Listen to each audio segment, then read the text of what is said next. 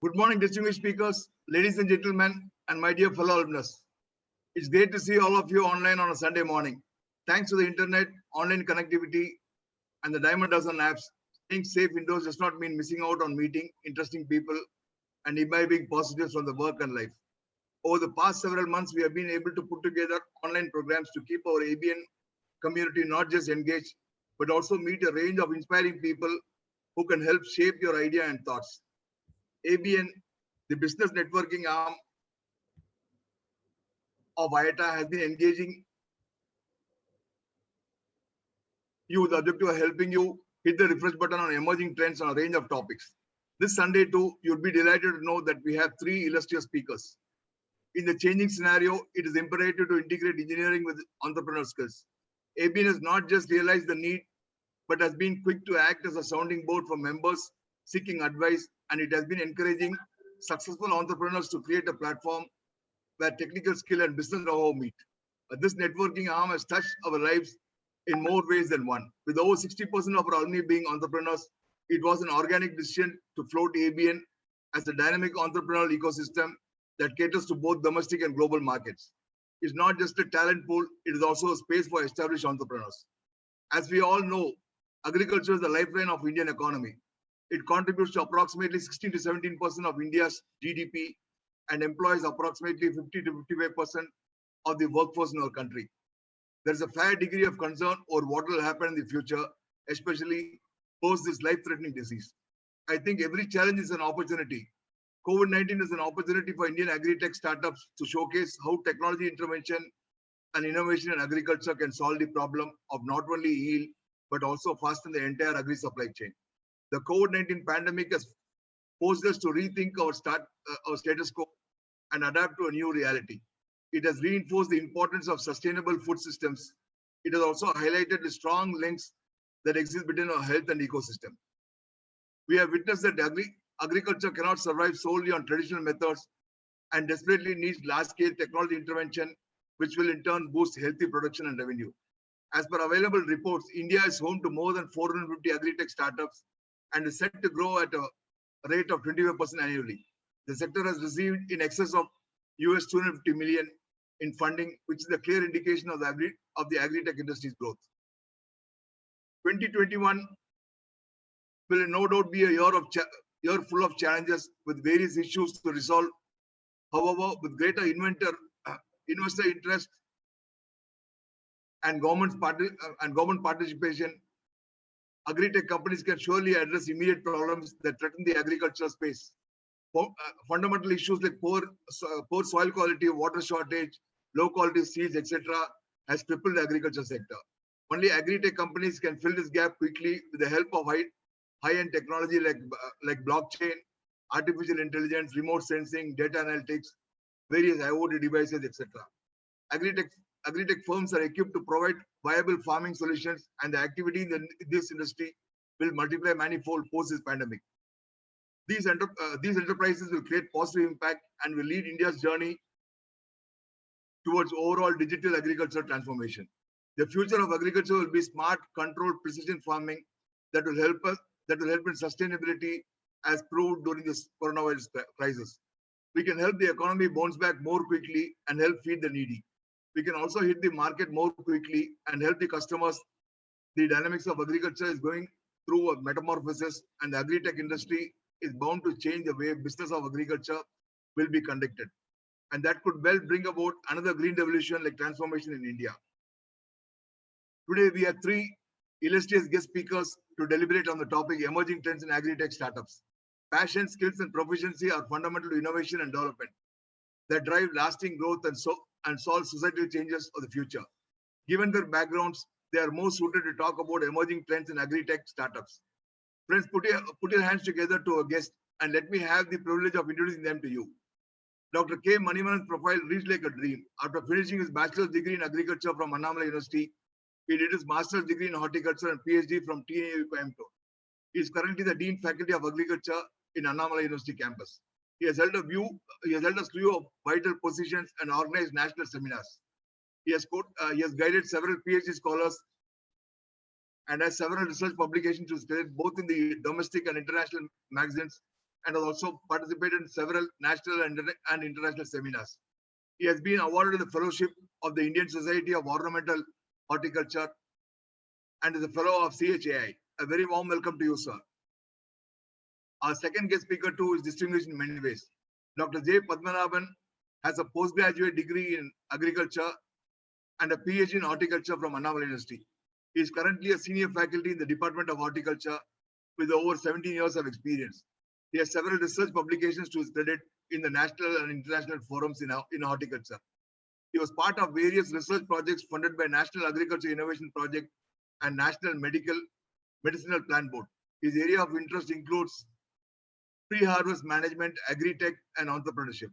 He is a life member of many research societies and alumnus of Mesha, Israel, and also Wageningen University and Research, Netherlands. Welcome you, Dr. Padmanabhan.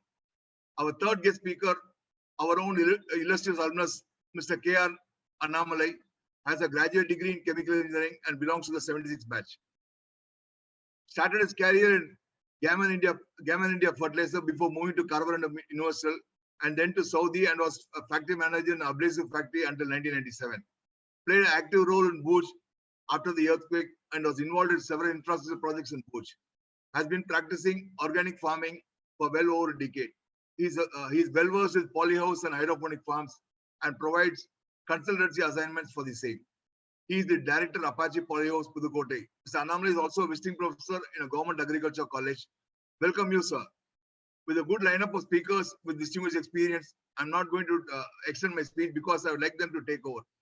As we discuss different emerging views and innovations in the industry, the opportunities and challenges, I believe today is going to be a day of learning for each one of us. Thank you. Over to Dr. K. Manivanan.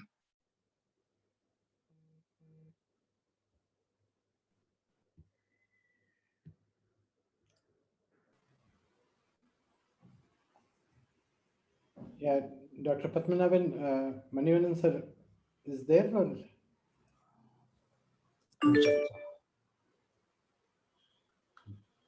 Because he was in his iPad and now he's not there, I think. So I think he's not there, sir. Yeah, I will just give him a call, and in the meantime, you can start giving an intro, Mr. Sharing the screen. Yeah. Yes, sir. So Manivanan is there, Tariq. No, Gopi, he's not.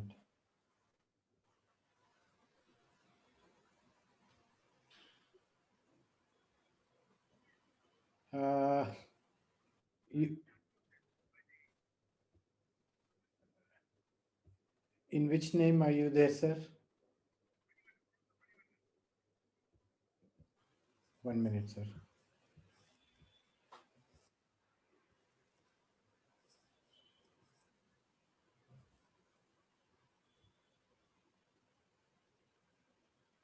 Yeah, are you hearing me? Yeah, we can hear you. Yes. Your video, yeah. It's some other speech, I believe so. Yes, sir. Please go ahead, sir. Okay, very good morning to everybody.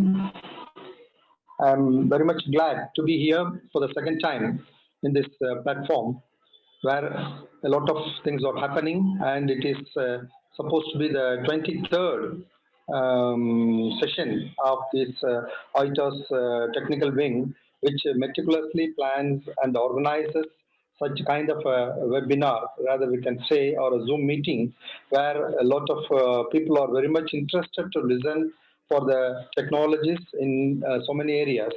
For the second time in the agriculture sector, we have come down and we have got two eminent speakers among us. One is Dr. Padmanabhan and another one is Mr. Annamalai, to have a bird's eye view on this agri startup, where the agriculture is really the best platform in our country, in which we have to go a long way in revolutionizing the technologies which are available and to be implemented by the rural farming community. And in the COVID time, it has come up in a very handy way that the technology people are very much interested to come into this area of agriculture and to impose their knowledge as well as the technologies into the system. In such a case, we could see that more than hundreds of startup companies have emerged in India towards focusing in many vital subjects or interesting topics on agriculture, right from the seed to the harvest and also the post-harvest technologies and subsequently the marketing of those produces. In such a way, we have to bridge the gap wherever there is a lacuna, and subsequently, the startups will go a long way in complementing one each other, and the end users as well as the farmers as well as the consumers are very much happy with the availability of the quality producers. To begin with, where we focus on seed material, it means that in each and every agriculture system, seed material is a very, very vital area in which cereals, pulses, and other vegetable crops, we are aiming for quality seed. And in such a case of horticulture, even the vegetatively propagated materials are in a very, very big way where the tissue culture has come very handily to produce in a larger scale.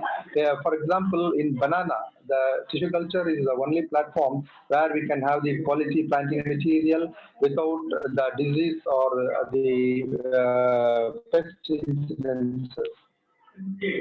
Like that, we can go on mentioning on this. Even there will be a contradictory thought that the genetically modified seeds are very good for our Indian system or not. But we need not go into that one where it has got its own revolution in utilizing the BT cotton, where the deadliest pest has been managed and the productivity has got enhanced very, very multifold. That is one area. Then we can go on mentioning like that.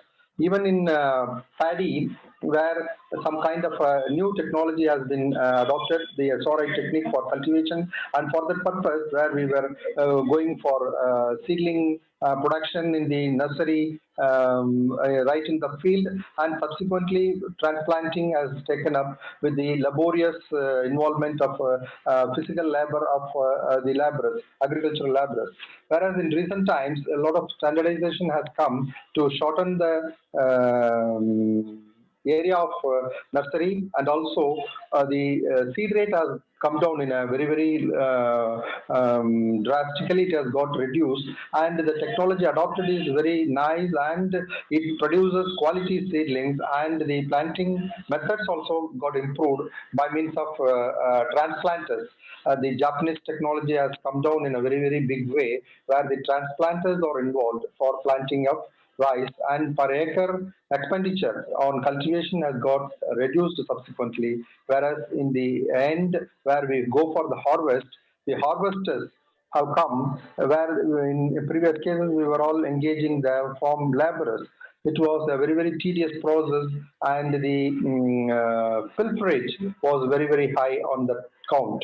Whereas nowadays the harvesters, they harvest the produce, thrash it out, and we can hold it in gunny bags, and simply it could be marketed very easily.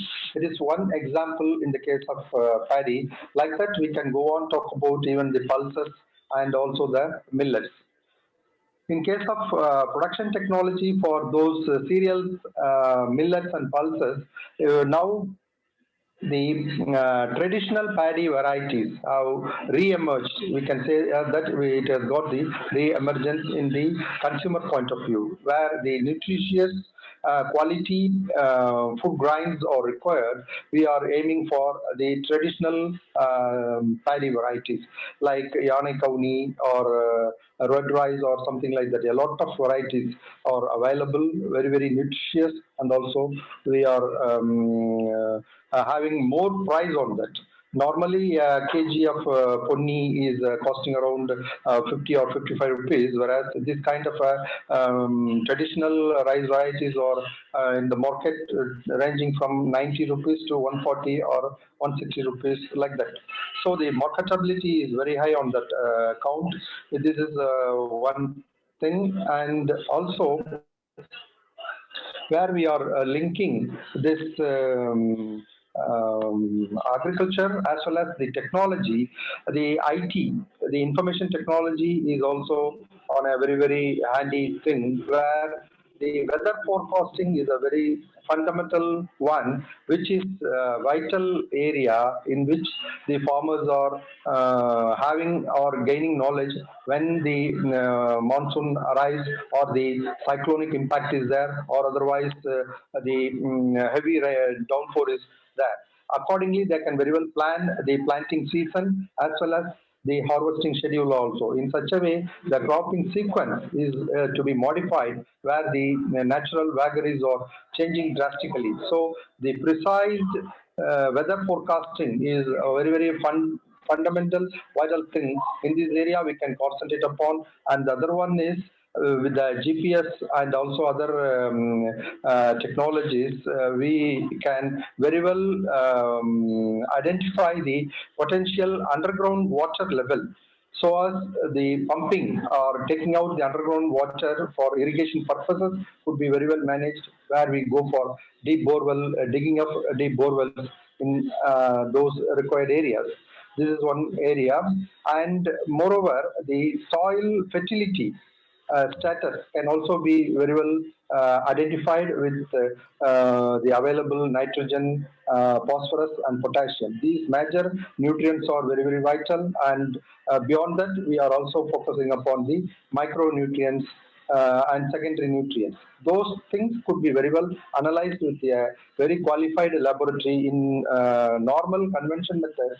The government of Tamil Nadu or the agriculture department goes for taking the soil sample, analyzing, and recommending for the fertilizer schedule for each and every crop for every season, like that. Whereas the technocrats, the agriculture graduates, and along with the other technical people can combine together. They can have the technology where they can go for the soil testing and the reporting to the farming community. This kind of an area could also be thought of, and subsequently the application of fertilizers or the nutrients in a very, very rationalized way. Normally, a farmer or a poor illiterate farmer will go straight away to the shop or the agro input shop, and he will simply purchase based on his capacity the fertilizers, and he will simply throw away mostly in the form of urea normally to go his crop to be very much green. It should be avoided, and where we recommend that the scheduled fertilizer is to be given in a very systematic way, and the distribution of supply also is to be identified in a proper schedule of property, and that causes more saving of money for the farming community.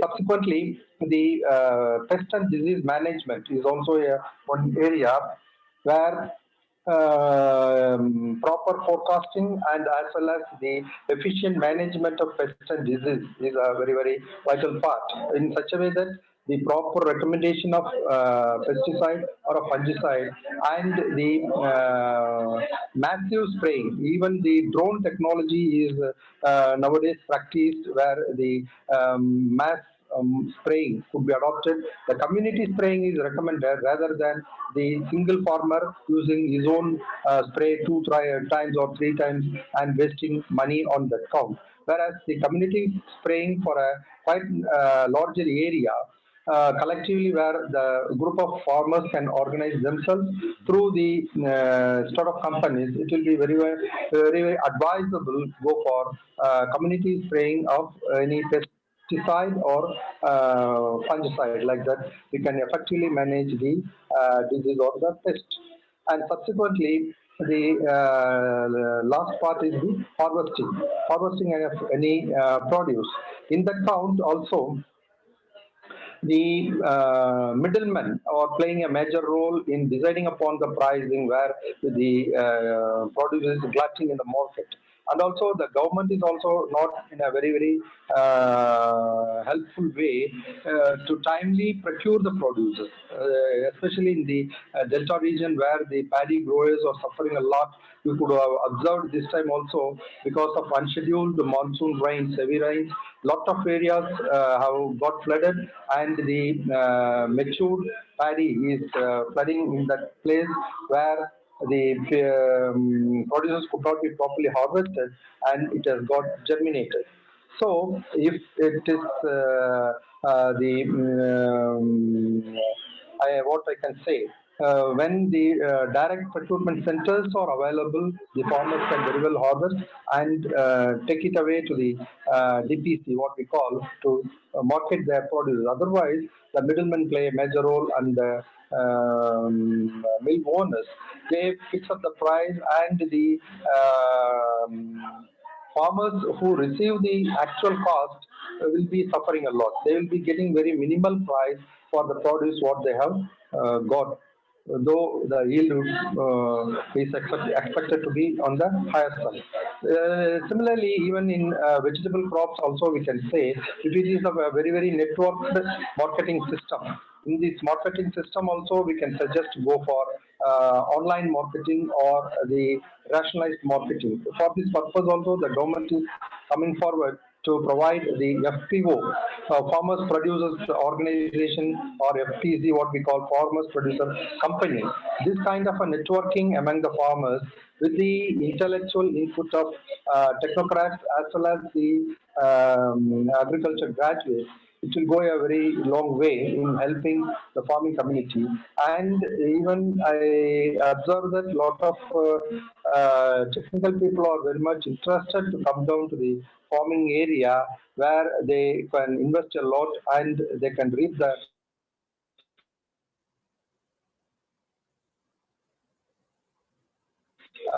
money out of it. So in this context, it is very specific. The Agri startups where it will be a very go for motivating the young graduates who pass out or who have got much experience in the IT industry or any other industry. Even in the previous meeting also I have mentioned the mechanization is a very big way in helping the farming community, and also the IT people, they can come down with developing a lot of technology based small apps, which will be very much helpful to the farming society. With this, I end up my introductory remarks, and I can further interact on whatever the people who are connected in the Zoom meeting or having queries or anything to be got clarified. Thank you very much for giving me the opportunity. Thanks a lot. Thank you, sir. Now we request Dr. Padmanabhan to please brief us with his presentation. அனைவருக்கும் காலை வணக்கம். இந்த கருத்து பரிமாற்றத்திற்கு உங்கள் அனைவரையும் வரவேற்கிறேன். Good morning to you all. I cordially welcome to this presentation. It is my pleasure to join with my mentor, Professor K. Manivandan, Dean Faculty of Agriculture, and Anomaly Business Network members. So this is my topic, emerging trend in agri-tech startup. The motivation and the reason behind to choose this topic is, this is the need of our requirement for our farmers as well as for our country. This is my content, introduction, presentation, thoughts, farm gaps, various farm gaps, a new mantra in agri-tech, supply chain, value chain, glimpses of startup ecosystem, agri-tech stakeholders, emerging areas in agri-tech, key highlights of the sector, technology solution, big players in this sector, other notable agri-tech startup, and my own association with one of our alumni, Farm AI Insights and Conclusion. The year 2020 has been one of the unforgettable year which not only adversely impact many lives and livelihoods across the globe, but also have fundamentally changed the way we look, approach, the way we predict the future. At the same time, we all realize the uniqueness and importance of agriculture in this pandemic situation. So before the meeting, I had a chance to chat with our own members. So everybody is interested towards agriculture. I think they all back to their own native, involving in various activities of agriculture after a long time. So in this tough situation, we all realized our farmers' hard efforts, and it is non-stop work throughout the situation. So that's why my motivation to present this agri-tech startup in the present scenario is required. Just an introduction, the current global concern is health, food security, and better nutrition. So everybody is talking about good health, food security, and better nutrition to build our immune system. So look at 2050, the global population would be at 9 billion people, in which India account for 1.7 billion people. So the same trend continue. What we produce today, it is not enough to cater the growing population. So various economists and scientists and other strategists forecast that there will be 60 to 70% more food what we produce today is required during 2050 era. The big question is how our food system will respond to changing consumer behavior and supply chain need to the post-COVID world. So this is the biggest question. Okay, so what we saw during the pandemic situation is really helping us to think about our future. It is totally changed our view about marketplace and our freedom, health conscious, even traditional foods, everything. Okay, so that's why here our traditional and scientific approach may not met out future requirements. Here I am not complaining our traditional and scientific approach. It may not met out our requirements, and also it may not help us reaching last mile clients.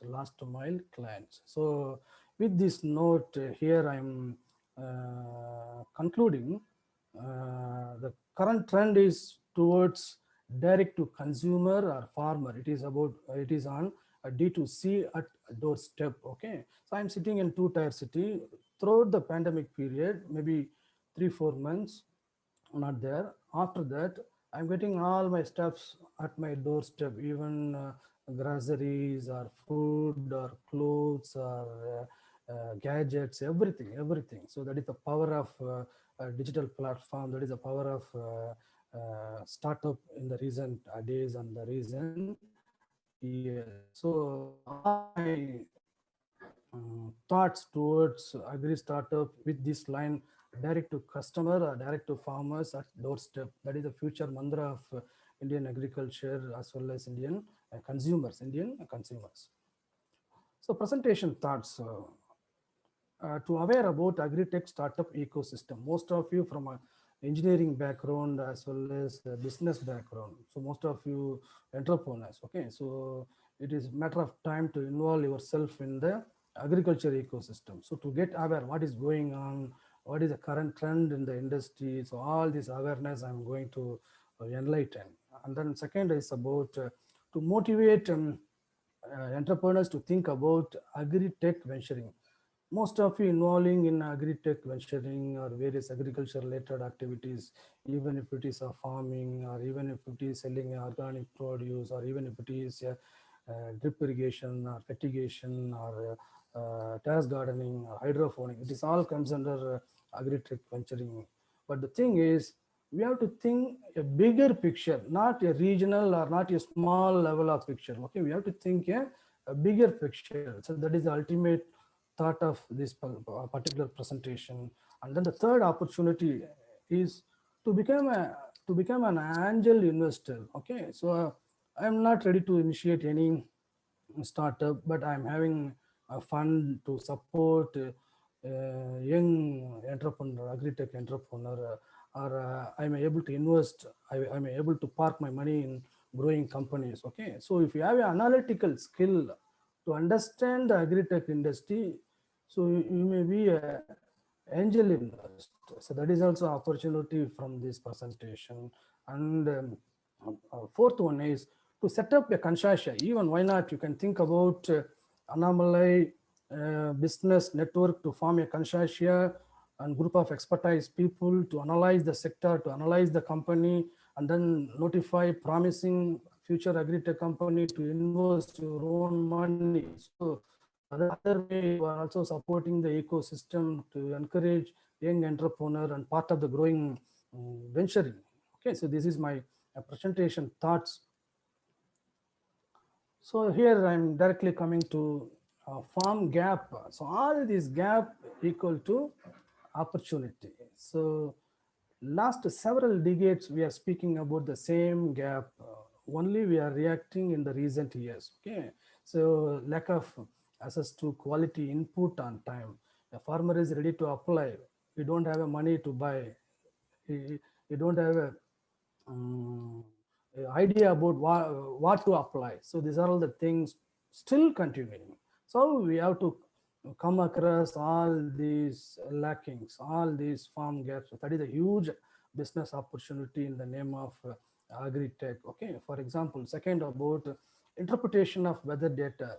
So just now I heard about one of our members spoke about raised traditional paddy variety. Unfortunately, it was with heavy rainfall damage, unable to harvest adequate quantity. It's all our own failures. Okay, we are handicapped in this interpretation of weather data. How we are handicapped in this interpretation of data means we have all these time-bound data, even hourly data, even 5 minutes data, 10-minute data for our own regional area. So we are unable to interpret those data. Okay, so what is happening in another 15 days? What is happening in another 30 days? So if you go to West, even especially in the US, if they fix the sowing, they will fix the harvest date and they will fix the price for the produce.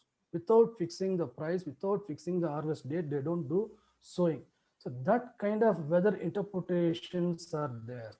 So only with weather interpretation, we can even start a venture in. For example, I may quote about SkyMat and a lot of weather-oriented interpretations company. Okay, they offer hyperlocal weather data to the end users, or B2B, business to business, or B2C clients, business to consumers. Okay, customers. And then the third farm gap is a lack of finance and insurance.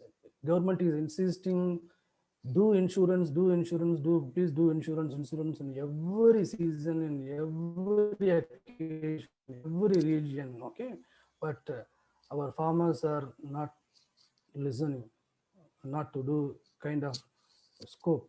So here lack of finance and insurance also one of the farm gap, major farm gap. And then the fourth one is machine requirement.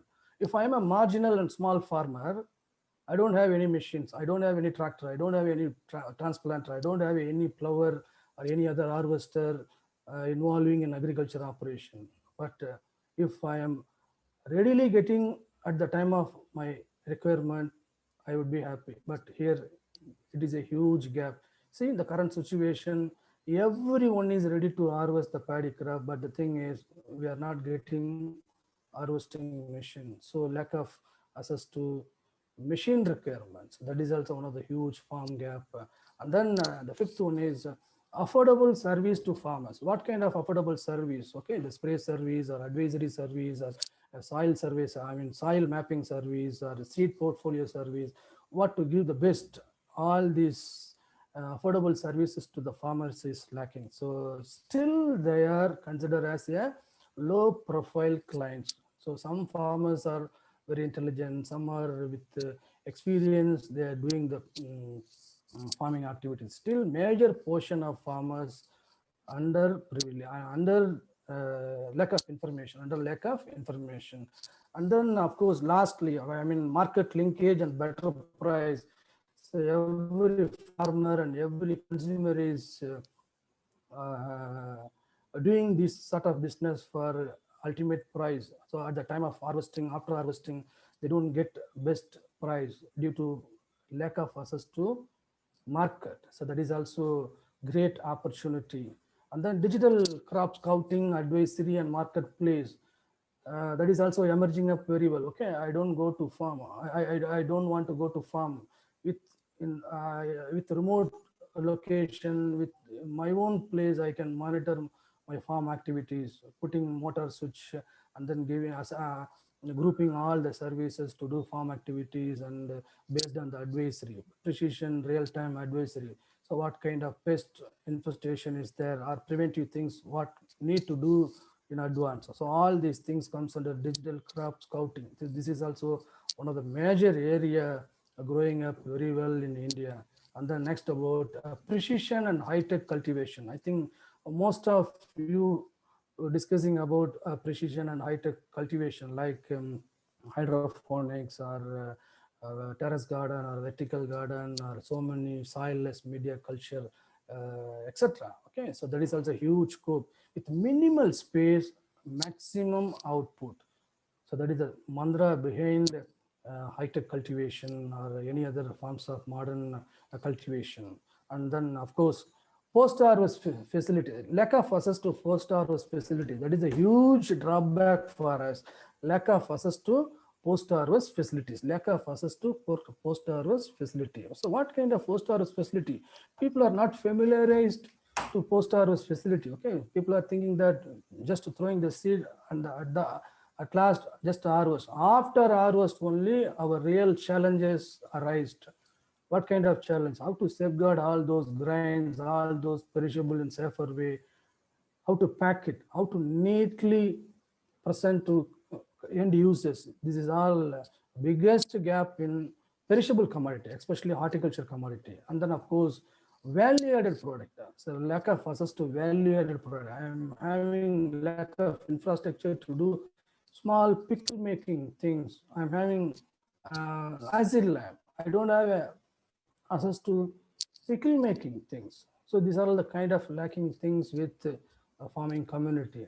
And then of course, most people like that farm ERP. Most of you from IT background, you people deal with ERP. Okay, so here what we need to project, we need to talk this agriculture as an enterprise. Okay, so farm ERP is growing up. A larger section of farming communities are counting their penny monies, what they are spending, and then what they are getting. Okay, so farm ERP also future trend. And then efficient supply chain mechanism. Already I told that that is a new mantra in agriculture and horticulture, efficient farm supply chain mechanism. Because of lack of supply chain and value chain mechanism, we lose almost 20 to 40% of our own harvested commodities. So these are all the things farm gap turn into opportunity for infinity people to think about agriculture startup in India. Sir, sir, sorry for the Yes. interruption. There is a lot of request. நிறைய members வந்து நீங்க தமிழ்ல combine பண்ணி பேசுனீங்கன்னாக்க request பண்றாங்க. So if you are comfortable, it's a humble request where you can have a mix of Tamil and English. Is it my voice is audible, sir? Yeah, your voice is audible, sir. கொஞ்சம் நீங்க if you are comfortable doing Tamil also, it's a humble request. There is a lot of demand from members. No problem, sir. Thank you very much. கண்டிப்பா sir. கண்டிப்பா sir. தமிழ்லயும் பேசுறேன் sir. இந்த gap and ஆப்பர்ச்சுனிட்டியும் ஒரு வாட்டி நீங்க கொஞ்சம் சொல்லிட்டீங்கன்னாக்கா இது இருக்கும். Thank you, sir. நம்மள்ட்ட விவசாயத்துல என்னென்ன இடைவெளி இருக்குது, அந்த இடைவெளியை நம்ம ஃபில் பண்ண அது வந்து ஒரு பெரிய வாய்ப்பா அமையும். நம்மளுக்கு ஒரு வேளாண் சார்ந்த தொழில் செய்யறதுக்கு ஒரு வாய்ப்பா அமையும். அதுதான் இந்த ஸ்லைடோட கருத்தா நான் சொல்ல வரேன். இங்க வந்து என்னென்ன விஷயங்கள்லாம் நம்ம ஃபார்மருக்கு சரியா கிடைக்கல, என்னென்ன விஷயங்கள்லாம் இந்த ஃபார்மிங் பண்றவங்களுக்கு கிடைக்கலன்ற ஒரு சம்மரி தான் நான் கொடுத்துருக்கேன். குவாலிட்டி இன்புட்ஸ்னா அது விதையா இருக்கலாம், உரமா இருக்கலாம், மருந்தா இருக்கலாம், இல்லை ஒரு ஷேட் நெட்டா இருக்கலாம், இல்லை ஒரு கிரீன் ஹவுஸ் போடுறதுக்கான மெட்டீரியலா இருக்கலாம், இல்லை ஒரு இயற்கை உரமா இருக்கலாம், எதுவாக வேணா இருக்கலாம். All comes under quality inputs. அது வந்து ஒரு சரியான நேரத்தில், சரியான பருவத்தில், சரியான கால சூழ்நிலையில் ஒரு விவசாயிக்கு கிடைக்கலன்னா it is waste of time. காலம் தாழ்ந்து அது கிடைச்சதுன்னா அதுக்கு பயனே இல்லை. அந்த இன்புட் போடுறதுக்கு ஒரு விவசாயி 20 நாள்ல மேலுரம் போடணும்னா அந்த 20 நாள்ல மேலுரம் போட்டால் தான் நெல் பயிருக்கு அந்த பயிர் வந்து நல்ல விதமாக தூர் கட்டி நல்லா வரும். அப்படி 20 நாள்ல விட்டுட்டு ஒரு 30 நாள்ல போடும்போது டெஃபினட்டா அதோட பாதிப்பு அந்த பயிருக்கு வரும். அவரும் அது தெரிஞ்சே அவர் லேட்டாவே பண்ணுவார். ஸோ அதை நம்ம அவாய்ட் பண்ணலாம். குவாலிட்டி இன்புட்ஸ் ஆன் டைம்ன்றதுக்கு அதான் மீனிங். அதே மாதிரி இன்டர்பிரிட்டேஷன் ஆஃப் வெதர் டேட்டான்றது, நம்ம எல்லாமே வெதர் டேட்டா பார்க்குறோம். இன்னைக்கு மழை பெய்யுதா, மழை பெய்யலையா, அடுத்த வாரம் எப்படி இருக்கும், இல்லை அடுத்த 1 மணி நேரத்துக்கு எப்படி இருக்குன்னு பார்க்குறோம். ஆனால் நம்ம ஃபார்மிங் பண்ற விவசாயிகள் பார்த்தீங்கன்னா, விவசாயம் பண்ற விவசாயிகள் பார்த்தீங்கன்னா, அதை வந்து அவங்க வந்து பார்க்கறதே இல்லை. இதுல அவங்க லாஸ் ஆகுறாங்கன்னா, நாளைக்கு நாளான்னைக்கு மழை பெய்ய போறோம் நம்ம எல்லாத்துக்கும் தெரியும், அவங்களுக்கும் தெரியும். ஆனா அது அவங்களுக்கு அந்த எண்ணோட்டமே இல்லாம போய் 2 மூட்டை உரத்தை போட்டு வந்துருவாங்க. 1000 ரூபாய் செலவு பண்ணியிருப்பாங்க. உரத்தை போட்டு வந்த அடுத்த ஒரு 5 மணி நேரத்திலேயோ இல்லை 10 மணி நேரத்திலேயோ இல்லை 24 மணி நேரத்திலேயோ அது மழை பெஞ்சுன்னா அந்த உரம் ஃபுல்லா போட்ட உரம் ஃபுல்லா அடுத்த ஃபீல்டுக்கு போயிடும். Waste of money, waste of time.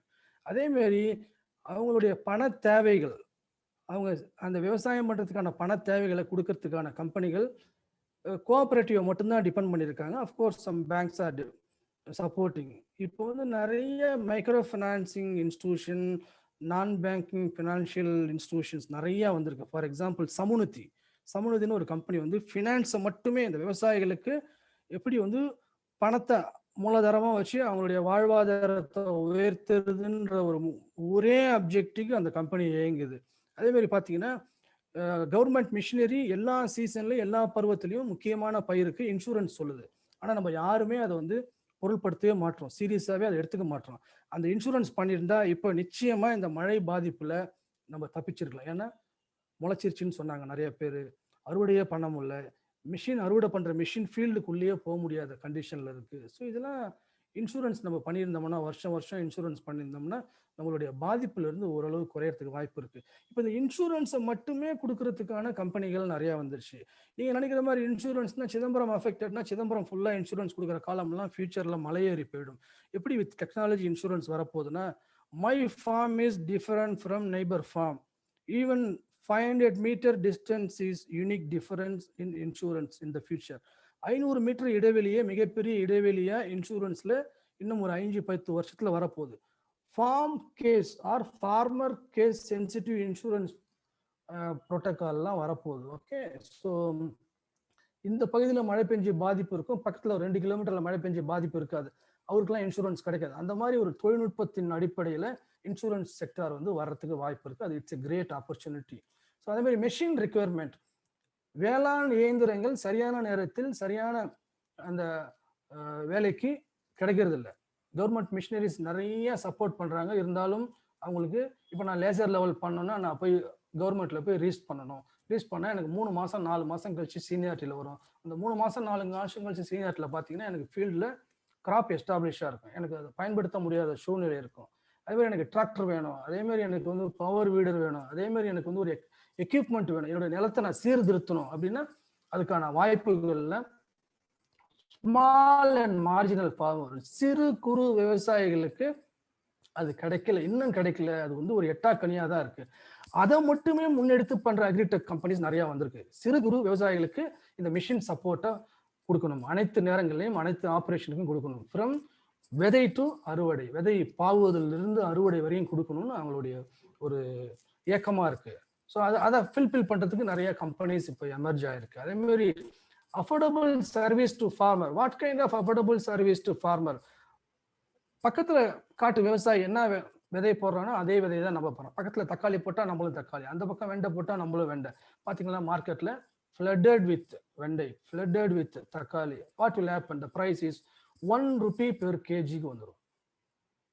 we are also part of the problem. Okay, so that's why if you know about intelligent decision and then all your affordable service, என்ன விதை போடலாம், எந்த பருவத்தில் என்ன போடலாம், எந்த மாதிரி நம்ம சர்வீஸ் அட்வைசரி எடுத்துக்கலாம், என்ன ஒரு மூலப்பொருள் நம்மளுக்கு வந்து கிடைக்கலாம், கரெக்டான நேரத்தில் நம்மளுக்கு கிடைச்சா நம்ம வந்து அது வந்து ஒரு பயிர் வளர்ச்சிக்கோ ஒரு உழவு மகசூல் பெருக்கத்திற்கோ நம்ம பயன்படுத்தலான்றது நிறைய company.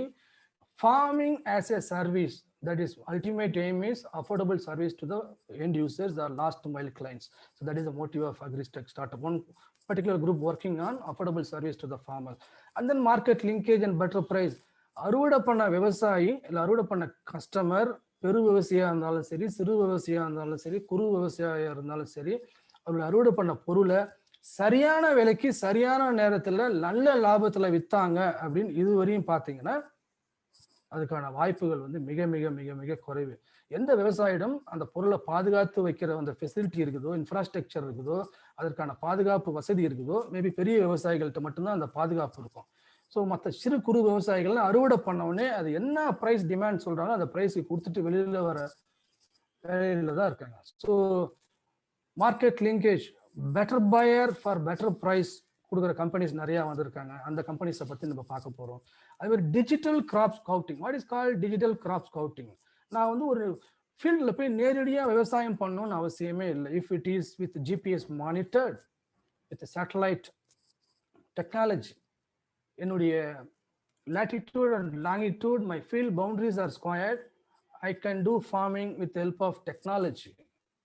What kind of greenery development, what kind of chlorophyll filling, what kind of crop density, everything is algorithm, everything is in algorithm. Okay, so based on those things I can easily recommend nutrient உரங்களையும் பூச்சிகளை கட்டுப்படுத்தாதாகட்டும், நோய்களை கட்டுப்படுத்துறதாகட்டும், எதா இருந்தாலும் நம்ம வந்து ரிமோட்ல வச்சு precision பாயிண்ட்ல பண்றதுக்கான தொழில்நுட்பங்கள்லாம் வந்துட்டு இருக்கு. ஸோ அதையே அட்வைசரியா எடுத்து அதையுமே வேரியஸ் மார்க்கெட் பிளேஸ்ல கொடுக்கறதுக்கான கம்பெனிஸ்லாம் நிறைய இயங்கிட்டு இருக்கு, நிறைய வந்துட்டு இருக்கு, எமர்ஜ் ஆகுது. அது இந்தியாவில், அதுதான் மிகப்பெரிய ஒரு சந்தோஷமான விஷயம். அதே மாதிரி ப்ரிசிஷன், துல்லிய பண்ணையம் and high tech cultivation, modern horticulture cultivation. So துல்லிய பண்ணையம். எப்படி துல்லிய பண்ணையம்? நெல்லில் துல்லிய பண்ணையம், வெண்டையில் துல்லிய பண்ணையம், கத்திரியில் துல்லிய பண்ணையம், மேரிகோல்டில் துல்லிய பண்ணையம், சாமந்தியில் அது மாதிரி ஒவ்வொரு விஷயங்களும் துல்லிய பண்ணையம். என்ன துல்லிய பண்ணையம்? என்ன அந்த பிளான்ட்டுக்கு அந்த கிராப்புக்கு தேவையோ அதை ப்ரிசிஷன் பர்ஃபெக்டா ஆன் டைம் ஆன் ப்ராக்டிஸ் நம்ம கொடுக்கறது தான் துல்லிய பண்ணையம். Okay, so that is also getting more welcome by farmers. And post harvest facility, நம்ம எல்லாம் நினைச்சிட்டு இருக்கோம் பயிர் பண்றதே ஒரு மிகப்பெரிய ஒரு விஷயம்னு நினைச்சிட்டு இருக்கோம். ஆனா அப்படி கிடையாது. பயிர் பண்றது ஒரு பெரிய விஷயம் கிடையாது. அந்த பயிரை பண்ணி அறுவடை பண்ணி அதை விற்கிறது தான் மிகப்பெரிய விஷயம். பாதுகாப்பா விற்கிறது தான் மிகப்பெரிய விஷயம். இது வந்து நம்மளுடைய நெல் மணிகளிலேயோ இல்ல பருத்திலேயோ இல்ல எண்ணெய் வித்துக்கள்லையோ நம்மளுக்கு தெரியாது. ஏன்னா long gestation period, long duration இருக்கு, செல்ஃப் லைஃப் 2 வருடம் 3 வருடங்கள் ஆனாலும் பாதுகாப்பு வச்சு நம்ம விற்கலாம். பட் ஆனா ஹைலி பெரிஷபிள் கமாடிட்டி, ஒரு வாரத்துல 3 நாள்ல வீணாகக்கூடிய பொருட்கள்லாம் தோட்டக்கலை பயிர்கள்லாம் இருக்கு. அப்ப அதுக்கெல்லாம் வந்து லேக் ஆஃப் ஃபெசிலிட்டி நினைச்சு பாருங்க. ஓகே, ஒரு பேக்கிங் ஃபெசிலிட்டி, ஒரு கோல்ட் ஸ்டோரேஜ் ஃபெசிலிட்டி, ஒரு refrigerated vehicle facility to reach the current destination or market place, அதெல்லாம் lack of things. That's why it's a great opportunity for agri-tech entrepreneur. And then value added product.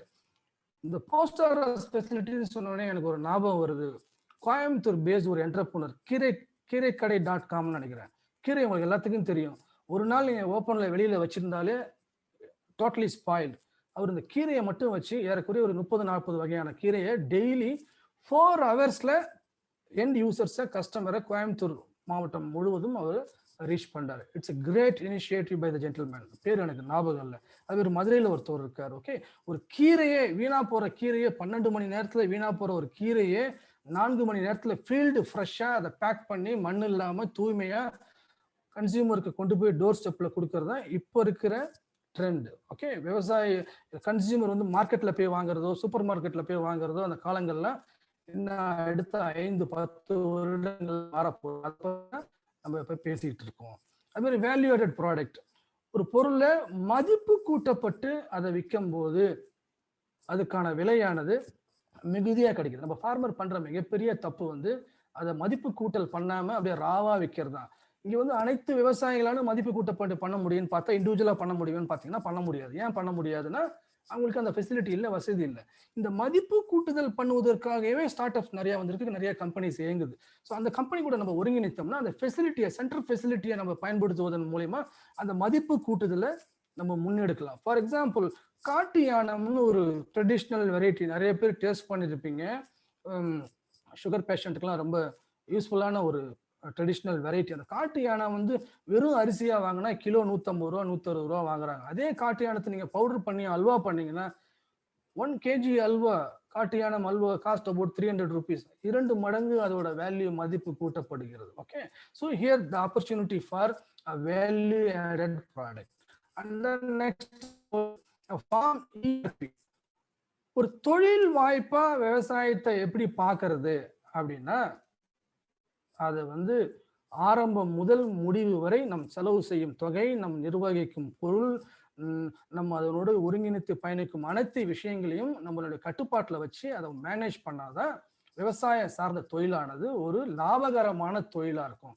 அனைத்து துறைகளிலும் இது அடங்கும். அது விவசாய துறையில மட்டும் இன்னும் அடாப்டேஷன் ஆகாம இருக்கு. ஸோ ஃபியூச்சர்ல பாத்தீங்கன்னா ஒரு சிறு விவசாயி கூட அவருடைய விவசாயம் சார்ந்த அந்த விஷயங்களுக்கு என்ன தொகை செலவு பண்றாரு, என்ன தொகை அவருக்கு தேவைப்படுது, என்ன தொகை அவருக்கு எதுக்கு அலோகேட் பண்றாருன்றத பிரிச்சு பார்த்து, நம்ம யூரியாவுக்கு இவ்வளவு அதிகமா செலவு பண்றோம், இந்த யூரியாவுக்கு எவ்வளவு செலவு கம்மியா பண்ணலாம், இல்ல சரியான விகிதம் எப்படி பண்ணலாம்ன்றத அவர் பகுத்தாய்வு பண்ற அளவுக்கான future opportunities are coming from start ups. And lastly about efficient supply chain mechanism. Efficient supply chain mechanism இது காலம் தொற்று பல ஆண்டுகளாக பார்த்தீங்கன்னா எங்க நம்ம லேக்கிங்கா இருக்குன்னா எல்லா செக்டார்லயும் supply chain, even dairy 100% efficient supply chain, even sea food 100% efficient supply chain mechanism. But ஆனால் இந்த வேளாண் துறையில மட்டும் பார்த்தீங்கன்னா இந்த சப்ளை செயின்ன்றது இன்னமும் ஒரு மிகப்பெரிய கேள்விக்குறியா தான் வருது. அந்த மிகப்பெரிய கேள்விக்குறியா தான் இந்த வேளாண் தொழில் முனைவர்கள்லாம் ஒரு மிகப்பெரிய ஆப்பர்ச்சுனிட்டியா எடுத்துக்கிட்டு ஒர்க் பண்றதுக்கு வந்திருக்காங்க. அந்த ஸ்டார்ட் அப் ஆப்பர்ச்சுனிட்டியா நம்ம பார்க்குறோம். சார் போதுமா sir? Tariq sir. Yeah, thank you sir, ரொம்ப நல்லா சொன்னீங்க. Thank you very much. இதுவே சொல்லலாமா? You can mix and go head sir. Okay sir. So நம்ம சொன்ன அந்த மிகப்பெரிய அந்த mantra of agri-tech invention is supply chain. Supply chain efficiency is a key area for Indian agriculture. Here supply chain, farm gate to reaching market access. Here what we talk about farm to fork approach, okay, or farm to plate approach, okay. எப்படி ஒரு விவசாய நிலத்திலிருந்து நம்மளுடைய பிளேட்டுக்கு நேரடியா குவாலிட்டியா நல்ல பொருள் வந்து சேரணும் அப்படின்னா with efficient supply chain mechanism இருந்தாதான் we need to get all these things. நம்ம ஆனா நினைக்கிறது வந்து ரொம்ப ஒரு மிகப்பெரிய ஒரு பேராசைன்னு தான் சொல்லுவோம். ஓகே, ஃபார்ம்ல இருந்து நேரா நம்ம வீட்டுக்கு வந்துடணும், நம்ம பிளேட்டுக்கு வந்துடணும், field fresh quality material we have to consume நம்ம எல்லாம் நினைக்கிறோம். ஆனா நீங்க அதே எதிர் தரப்புல பாத்தீங்கன்னா அதை சப்ளை பண்ற விவசாயிக்கு ரிவர்ஸ்ல எல்லாமே நீங்க கிடைக்குதா அப்படின்னு பாத்தீங்கன்னா ஆல்மோஸ்ட் நத்திங். எப்படி சரியான நேரத்துல உரம், சரியான நேரத்துல விதை, சரியான நேரத்துல மருந்துகள், சரியான நேரத்துல ஒரு கிடைக்கிற அந்த விலை எதுவுமே ஒரு கிடைக்காது.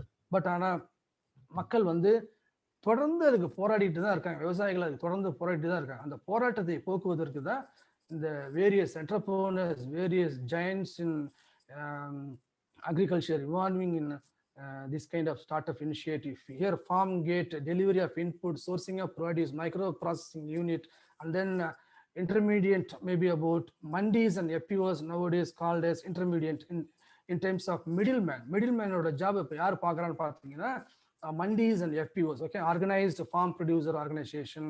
And then the third supply chain is without spoilage, without waste, the whole chain is interlinked with warehouse support, with cold chain support. It is directly reaching the end point or end destination in supermarket or end destination call a customer. So in the supply chain முன்னெடுத்து தான் most of the Indian agri startup வந்து rice ஆயிருக்கு. So we have to salute this supply chain efficiency in the recent years. Next, about scope of technology intervention in agriculture value chain. Okay, so here the main theme is what are the various scope. Already we spoke about opportunity.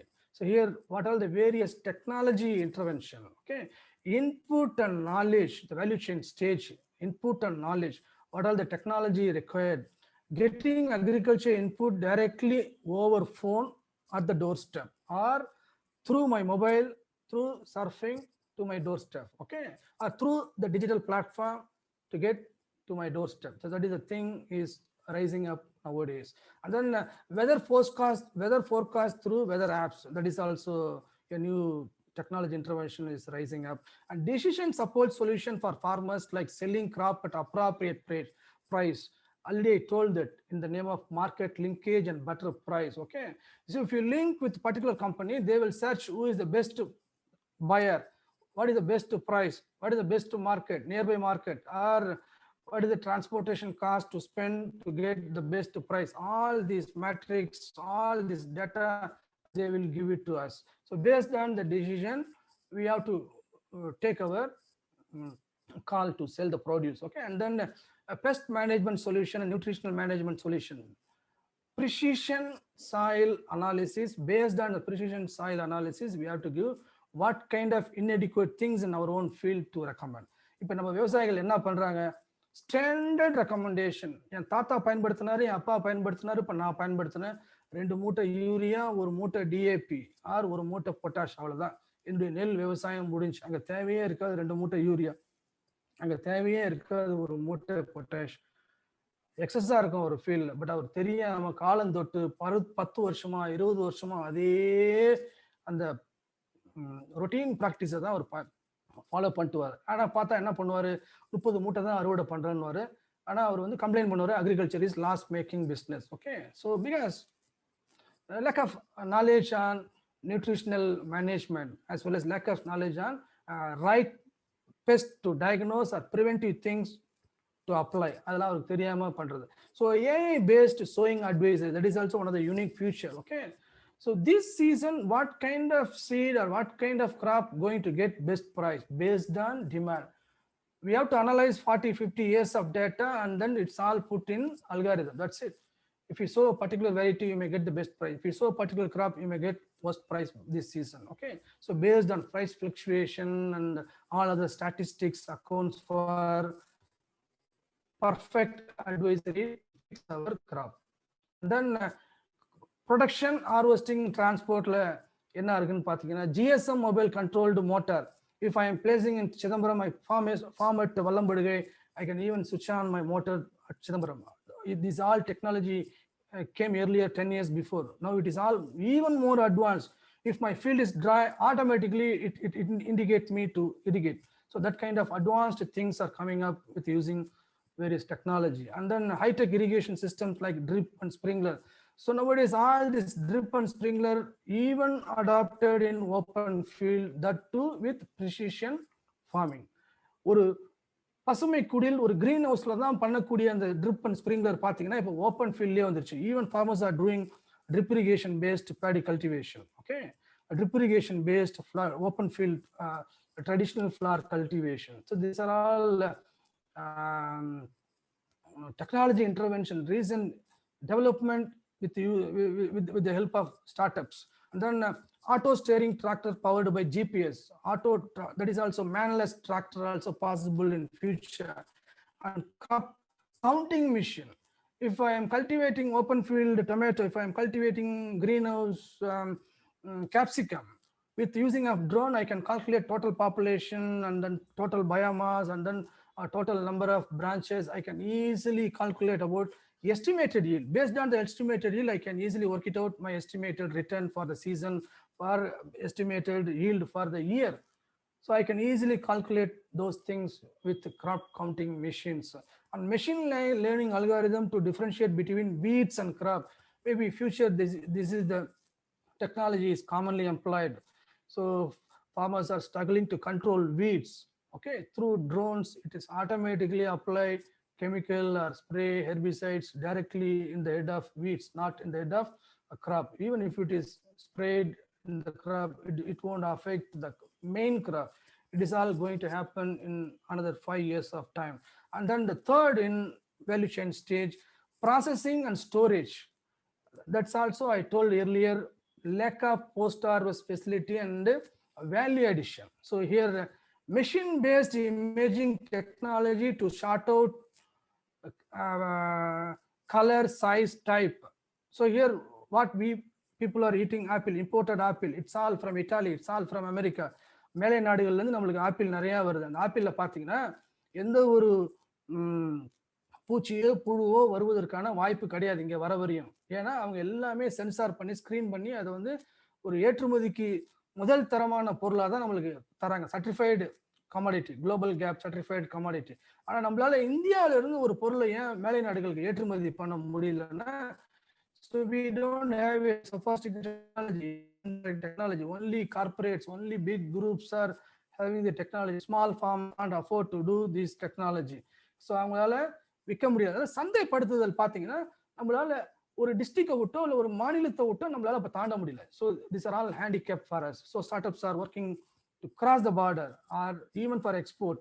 And then wireless sensor to monitor crop connected with a smartphone. So that is also one of the advanced thing. Even if it is warehouse, if I am storing 50,000 bags of grains, or even my own apple stored in CA storage, controlled atmospheric storage, it automatically indicates the 0 to 1 degree Celsius of temperature. So all my commodities are safer at cold storage. The same way in grain, 15, 16 degree of moisture inside the warehouse is ideal for store the grain. Means I can automatically signals, I can get automatic signals through my app. So 24/7, all my harvested commodities, the unique feature of intervention. And then lastly, distribution and packaging and handling. So web and mobile application tools to sell directly farm products. If you check all the startups in agriculture, most of them selling produce, or most of them selling inputs. Okay, 100 out of 75, 80 startups selling the produce are linking the customer and producer. That's it. Price forecast model to prevent inflation, dynamic product pricing, online marketplace for grains, using data to track. So these are all the advanced thing technology happening in agriculture startups. So startups, the basic criteria of startups. So towards innovation, development, improvement, product or process or service. Okay, so it is a scalable business. And 100 crores உள்ள இருக்கணும். Register பண்ண 10 years we can claim, we can enjoy the benefit of startups. It should be a registered or private or LLP company. Already success ஆகிற business split பண்ணியோ reconstruction பண்ணியோ இந்த businessல இருக்கிற மாதிரி நம்ம காட்டக்கூடாது. This is the mandate of startup figure. So this is the overall scenario of distribution of startup in Indian ecosystem by industry. I think most of it about the large portion goes to enterprise. It is in blue color, 16%. Second portion occupied by fintech. Third one is marketplace. Fourth one is health tech, and the fifth one is edutech. All this pandemic totally increasing this percentage into multiple level. Okay, now it is a 2008 data. If you check the current data, definitely there would be 20 to 30% more in this percentage. Okay, so if you check agriculture, nowhere it is also part of 24% called others. So all the rest occupying the position: food tech, HR tech, retail tech, consumer software, industrial and manufacturing, logistics and transport. So distribution of startup in Indian ecosystem in advanced tech, the advanced tool what we are using in different startup establishment. Data analytics occupies 27%. Internet of Things occupies 26%. AI occupies 24%. All these put together contributes 70%, 75%, more than 75% of Indian startup ecosystem. And then rest AR, VR and blockchain and others. So through blockchain, we can even offer a traceability. So where it is originated, the end users can easily trace the product of origin. Okay, so authenticity is there. So out of 7,200 startups, only 1,200 plus advanced tech startups in 2018. So this is the key location across India. One is established location, Bangalore, Delhi, and Mumbai. And the second one is growing destination, Pune, Hyderabad, Chennai, Calcutta. And then the third one is emerging, Chandigarh, Jaipur, Ahmedabad, and Cochin. So this is a general scenario about distribution of agri-tech startup according to investor funding. Okay, don't think that today we may start startup and then next year we may seek the fund or we may establish our own venturing. Okay, it's a bit tough, very, very tough to think of early round of funding. Okay, so seed stage itself we can find 59% of startup, even it is 10-year-old startup also in that list, seed stage. And the earlier stage, 32% only move to, out of 70, out of 100, only 32% is move to early stage. Out of 100, only 9% of startup move to growth stage. It is the cumulative data of 2013 to 2017. So this is the various leading states in India involved focusing in agri startups. Just want to throw some light. So where is Tamil Nadu? Karnataka is the major contributor, followed by Maharashtra, Delhi, NCR, Haryana. Tamil Nadu only occupies 8th position. If you check information technology, we are on par with Karnataka. We are superior position. We are in superior position along with Karnataka. So now, in case of agri-tech startup, we are at 4th or 5th place. Okay, so because lack of interest towards young buds, graduates in agriculture or other information technology graduates or engineering graduates. Okay, they never focus towards agri-tech startups. So that's the real pressing concern at this juncture. So this is the agri-tech stakeholder ecosystem is rapidly maturing in the recent year. Okay, so the one side is farmer, the other side is the agri-tech startups. In between various stakeholders, farmers, industry, consumer. The biggest advantage in India is everyone is digitally connected. Even Newton India is digitally connected. Okay, so I think we have to thank our infrastructure. Okay, so last 10 years we are digitally connected. Okay, so depending upon digital penetration with more than 200 plus million active users, helping farmers across to assess the technology. So it gives real edge to think about agri startup, to create a digital marketplace, to speak about digital agriculture. That is a key thing. Even US, in rural areas, in rural people, they cannot connect with this much like India. So that is the most advantage thing at present. And then compared to last 10 decades, farmers income is 1.74K increases in average farmer income in the last decade. So these all triggering things to adopt various new technology and intervention. Okay, so here farmers and consumer, in between industry people, or in between the real stakeholder is various entrepreneur, various agri-tech startups going to connect, bridging the gap between farmers and consumers. Okay, so here there are about 450 startups so far now in the recent years, with 25% of cumulative average growth year on year. That is a fantastic thing. Okay, so we cannot see this kind of cumulative average growth year on year.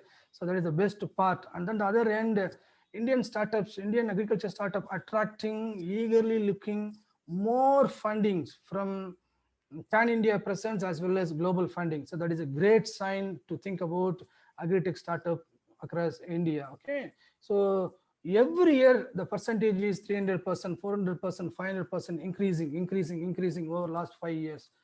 So with this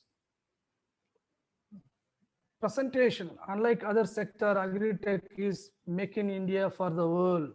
The whole slide gave us the total scenario about agri-tech when compared to rest of the world.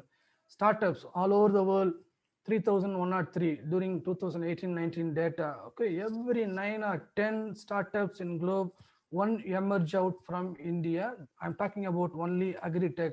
I'm not counting any other. Here only agri-tech startups. And then unicorns, technology unicorns, globally one, maybe India yet to get one, maybe in future years. 48% of agri-tech CEO believes that maybe future one from India in within 3 years.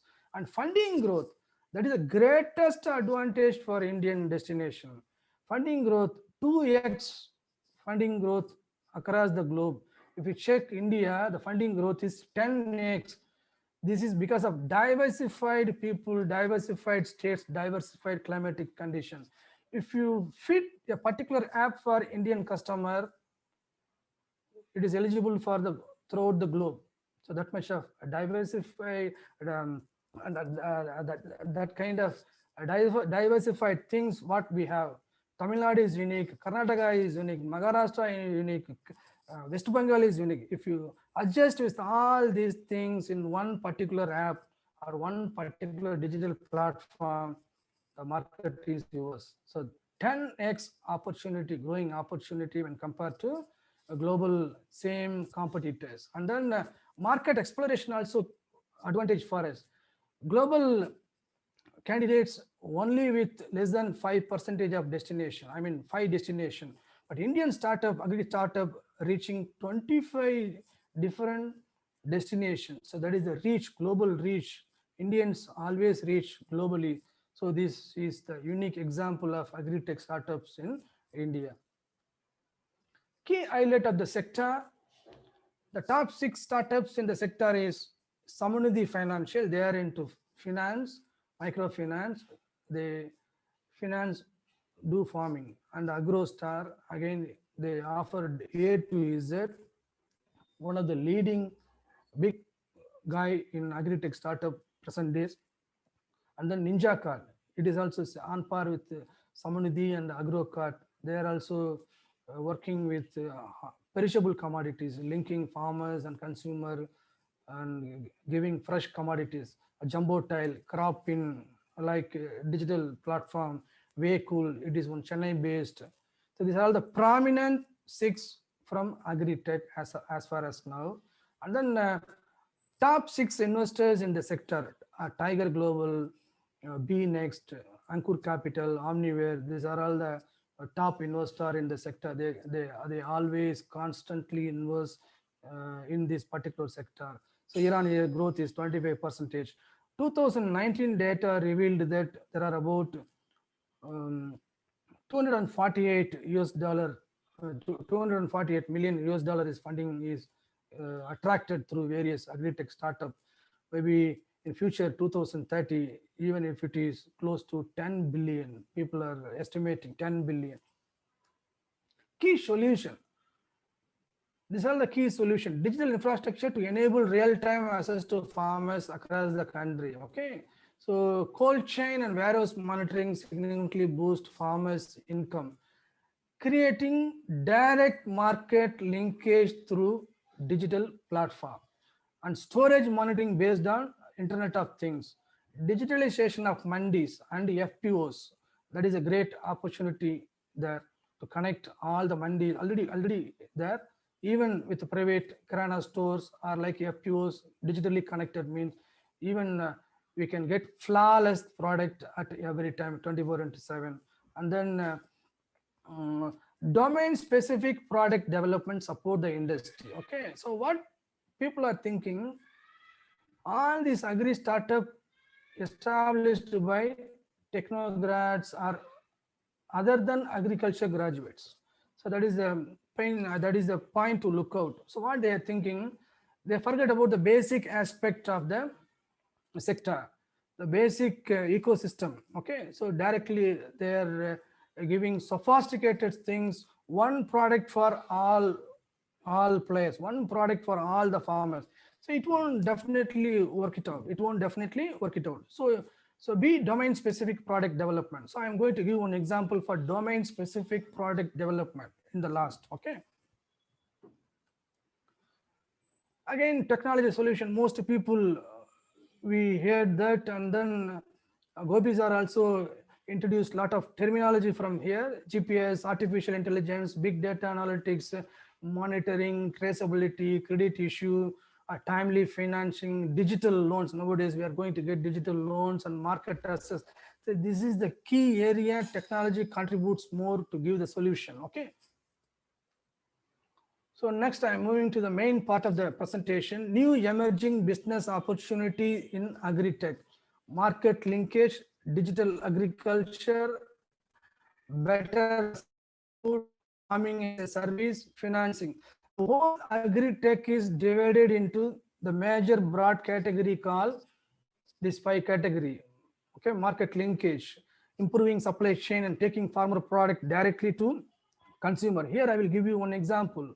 So nobody thought that. Okay, so nowadays everybody speaks about traditional crops, traditional foods, traditional products. Okay, if anyone come forward to connect all those products, assemble at one marketplace, selling digitally, you are the master, you are the successful entrepreneur. So that is one idea. Here I'm proposing market linkage, exclusively meant for traditional, exclusively meant for a traditional product. And then some people crazy towards organic product, organic pepper, organic this and that. Okay, so only to deal with organic product with a different marketplace. Okay, and then digital agriculture. So like that, this is the emerging field in agri-tech startup. The other key areas of agri-tech startup: farm mechanization.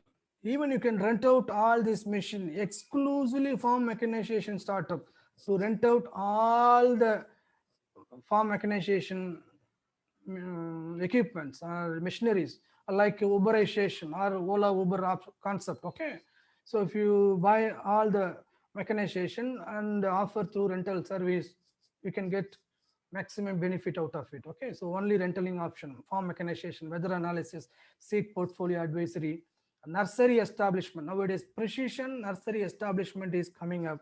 Farmers are not ready to waste their time. Mostly they are absentee landlords.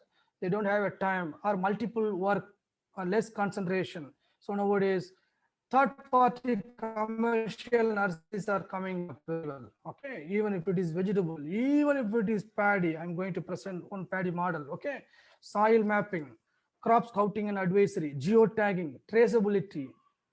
If my own cotton is with traceability, buyers are ready. Okay, but Gaza cotton or Coimbatore cotton or Tirupur cotton, traceability. So traceability, even if it is traceability with organic certification, the product is getting more price.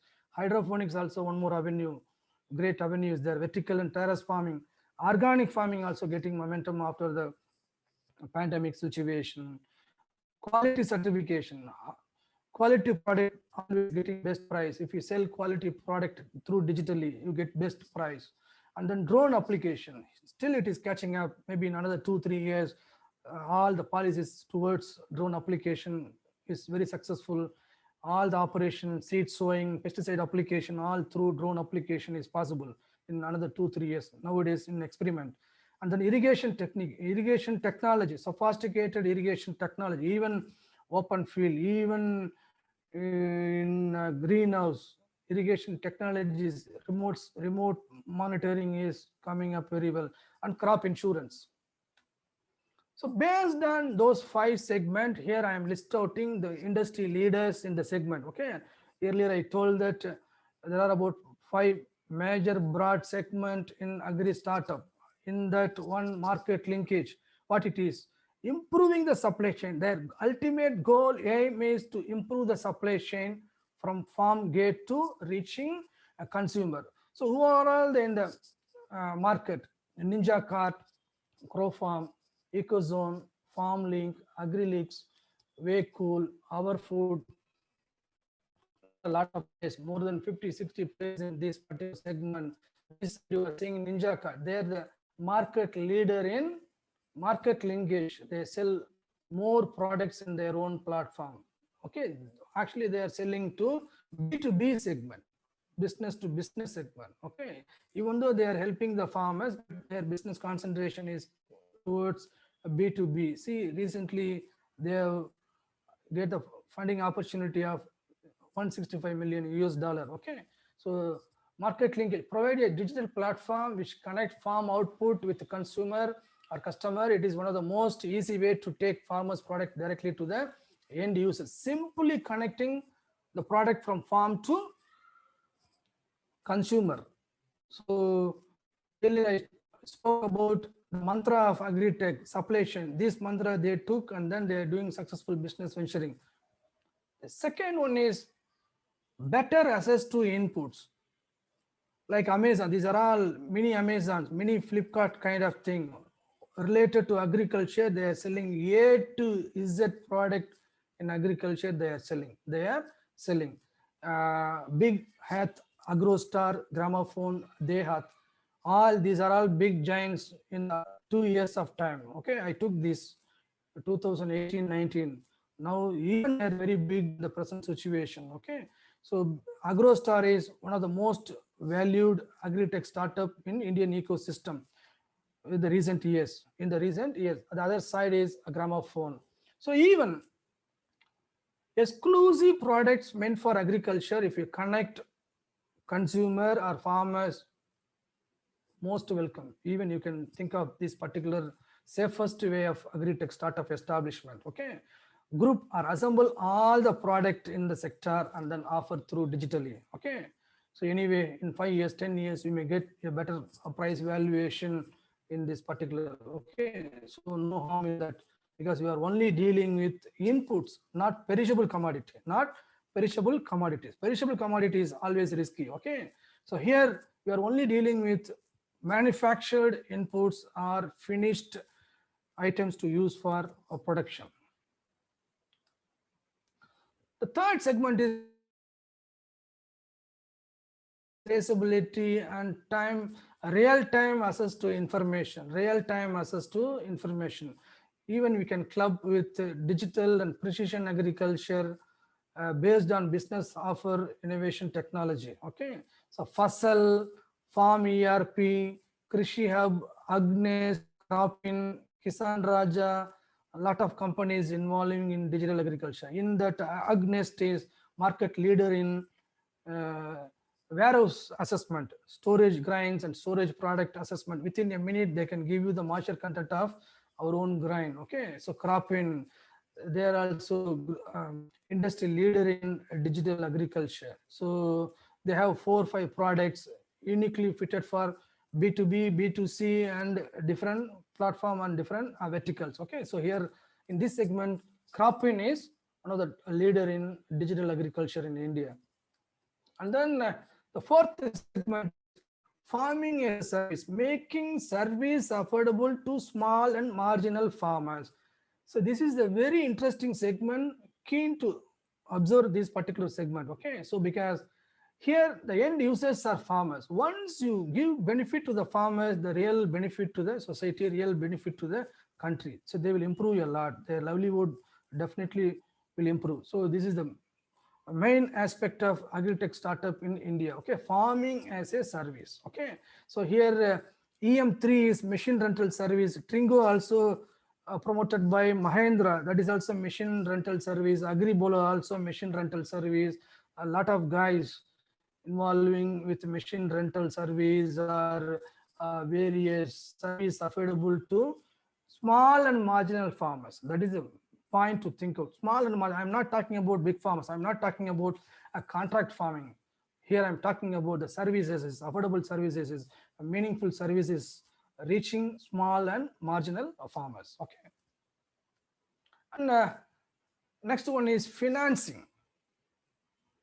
If I want to establish myself, I need the basic thing is finance. Without finance, I cannot move further. Okay, so where most of the farmers are lacking, a right time to get the finance at the right way, a right channel. Okay, the same thing, we need to safeguard our investment. Okay, so being a investor, we need to think about our own investment. Once we invest, it has to reach properly back to us. So otherwise, those model is not viable. So here, digital loan, digital micro loan through FPO or through or directly to the farmers, directly to the or indirectly with the group of farmers. Okay, so it is getting momentum in the recent years.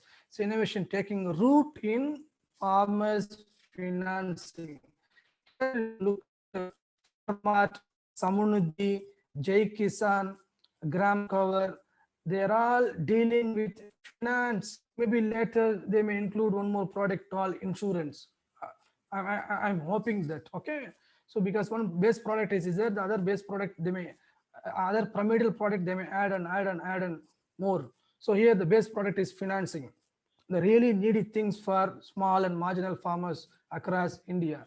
So here the group leader is Jai Kisan, and nowadays Samunidhi. Okay, so I came across more than 400 agri-tech startups and then found that these are all the notable Indian agri-tech startups. Okay, I came across more than 300, 350 startups.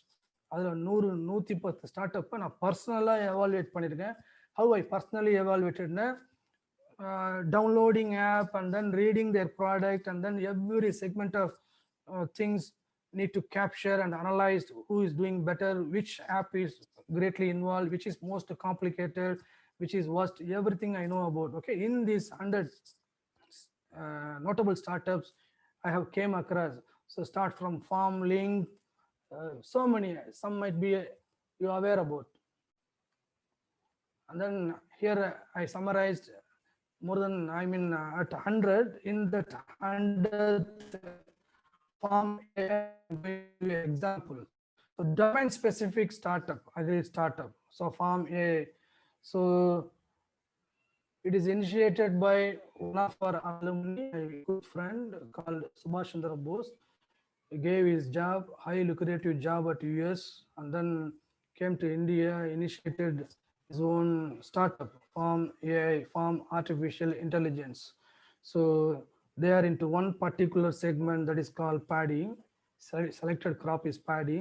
So it is one of the most complex crop. If you solve the problem in paddy farmer, among the paddy farmers, you can solve rest of the crops in easily. So offer affordable service to the farmers at doorstep at right time. That is the ultimate motive of Farm A. Selected crop is paddy. Selected state is Tamil Nadu. Marketplace, we have 20 plus lakh hectare of huge land to adopt this particular business model. Season year around. Here I am giving more emphasis towards this particular business model. Year around, season year around. Earlier I was thinking that Tamil Nadu with 4 or 5 season with a stipulated time. After seeing this kind of establishment, every day, every corner of Tamil Nadu, people are doing establishment. I am talking about paddy. So that is unique. In the other area, they are harvesting with this huge acreage potential.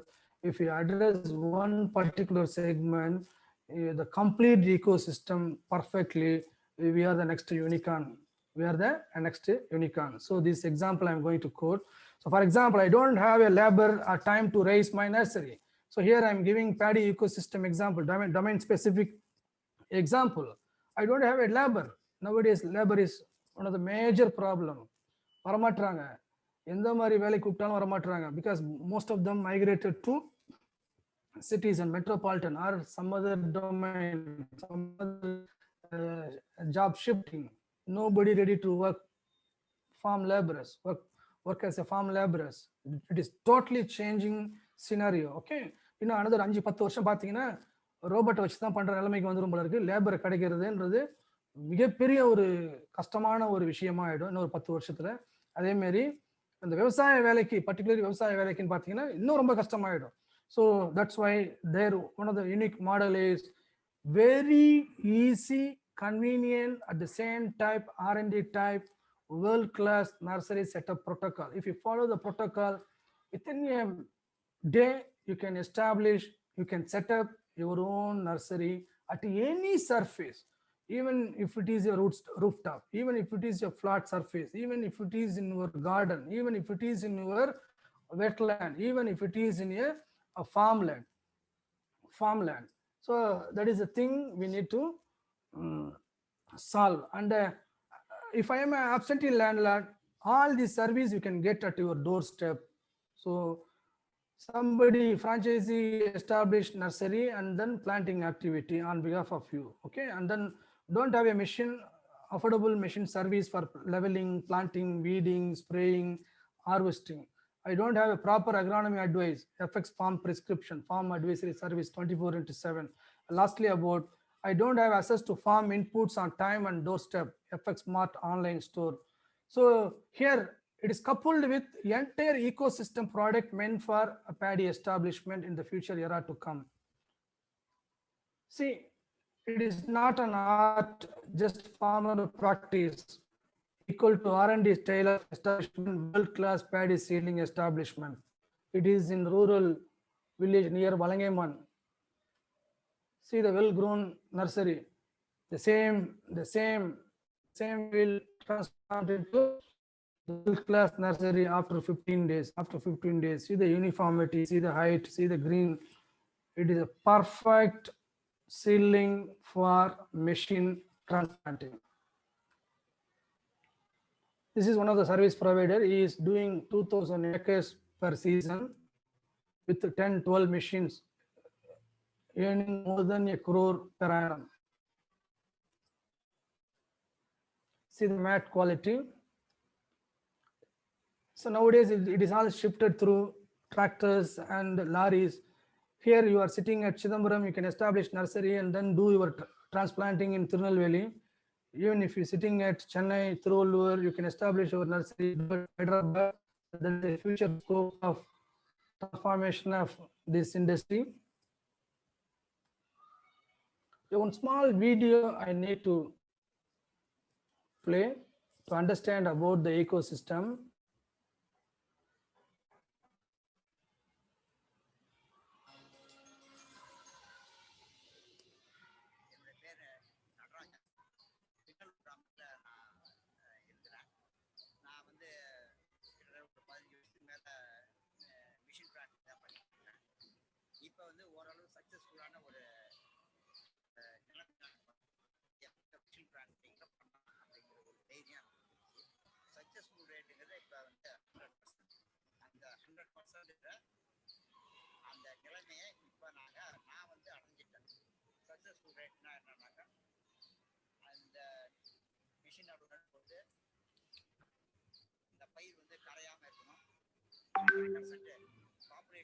Sir இந்த video சரியா வரல sir. Freeze ஆயிருக்கு video. ஆமா sir. I think we can skip the video.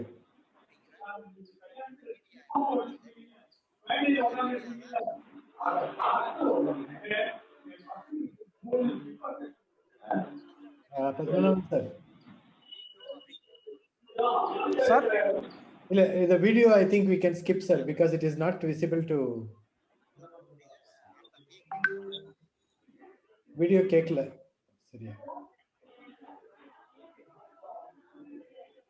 I think we can move on to the next. With my presentation. So Outlook 2020 Agri-Tech trend to for.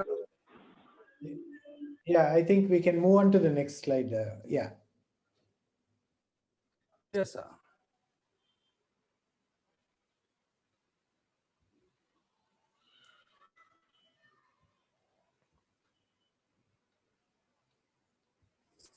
So this is Outlook 2021. The trend watch out for next 10 years. Am I audible? Yeah, you are audible. Yeah, dairy and horticulture products will dominate the consumer diet with the falling shares of cereals. So some people are working on dairy and horticulture. Some people are working on cereals. So cereals going to get the position of third place in next 10 years. Okay, so if you want to think about agriculture startup, we can even think about cereals. Okay, so cereals going to share its place 1 to 3rd, and then millets will be the wild card entry on the menu. So nowadays getting awareness about all these minor millets and other major millets. Okay, so wild card will be the millets will be the wild card entry in another 10 years. Okay, marketplace are wide open for most of the millets. And then B2B and C, now the concept is D2C, direct to consumer or direct to farmer at their doorstep. And Kirana is still the king and willing to remain the king in the future 10 years. So if you coordinate, if you work for the betterment of Kirana shops and digitally connect all these Kirana shop, we can think of new venturing. And then data and value chain financing is oil for the supply chain is the future thrust area. Digitally enabled farmers, the next big consuming class. Now we are all sitting in tier 1, tier 2 or metropolitan or well-developed cities. Okay, so just think of farmers. If they connect in this digital platform, maybe the next 10 years is for our own country. Okay, so rural entrepreneurship will redefine the startup ecosystem. So that's why rural and farming better product is needed our product for the future India. And then climate linked finance will be institutionalized. I told you earlier, okay, it is not for a region insurance. It's all farm specific insurance. If you want to insure your crop, it's all your own farm specific in the future years. Okay, so Agri platform and food brands with over 100 million US dollar annual revenue to emerge, even it is all possible. Even more number of these companies emerge in the another 10 years. And then product mix, value addition, and then convergence of food and agri will derive gross margin. So there will be a gross margin from different product mix. At last, 10 billion investment into Indian agri-tech is the next 10 decade of target. 10 billion. Now we are sitting at close to 1 billion. In another 10 years, it may reach to 10 billion investment opportunities. Just think of the wide potential of agri-tech industry across India. Okay, so if you identify right gap, if you address the gap, it is a great opportunity to think about our own agri-tech venturing. So I have to acknowledge all these fellows, NASCOM Mumbai, managed Hyderabad, and my own friend Subhash Chandra Bose, founder and CEO, Farm AI Singapore, and Mr. Hemendra Mathur, co-founder of ThinkAg Mumbai. I got various information from these resources and these gentlemen. So thank you very much.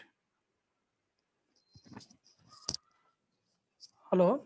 Yes, sir. Thank you. Thank you so much for the detailed presentation. You gave a lot of insight, and Professor Manivalan again started off with his overview of the ecosystem, and your presentation had been quite elaborate and very good, sir. Now, for the paucity of time, I request Mr. Annamalai to kindly give his views about hydroponic and how to market the produce. Annamalai, sir, can you start?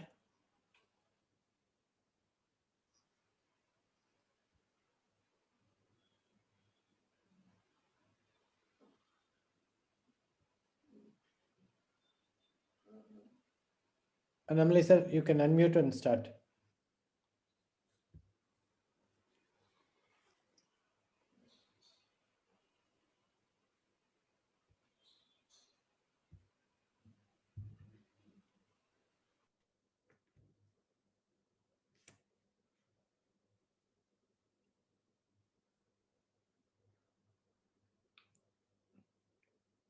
Sir, please unmute.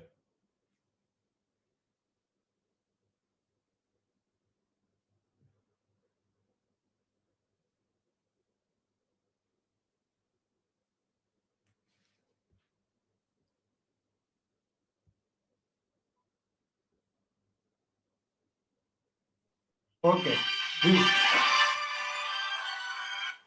Yeah.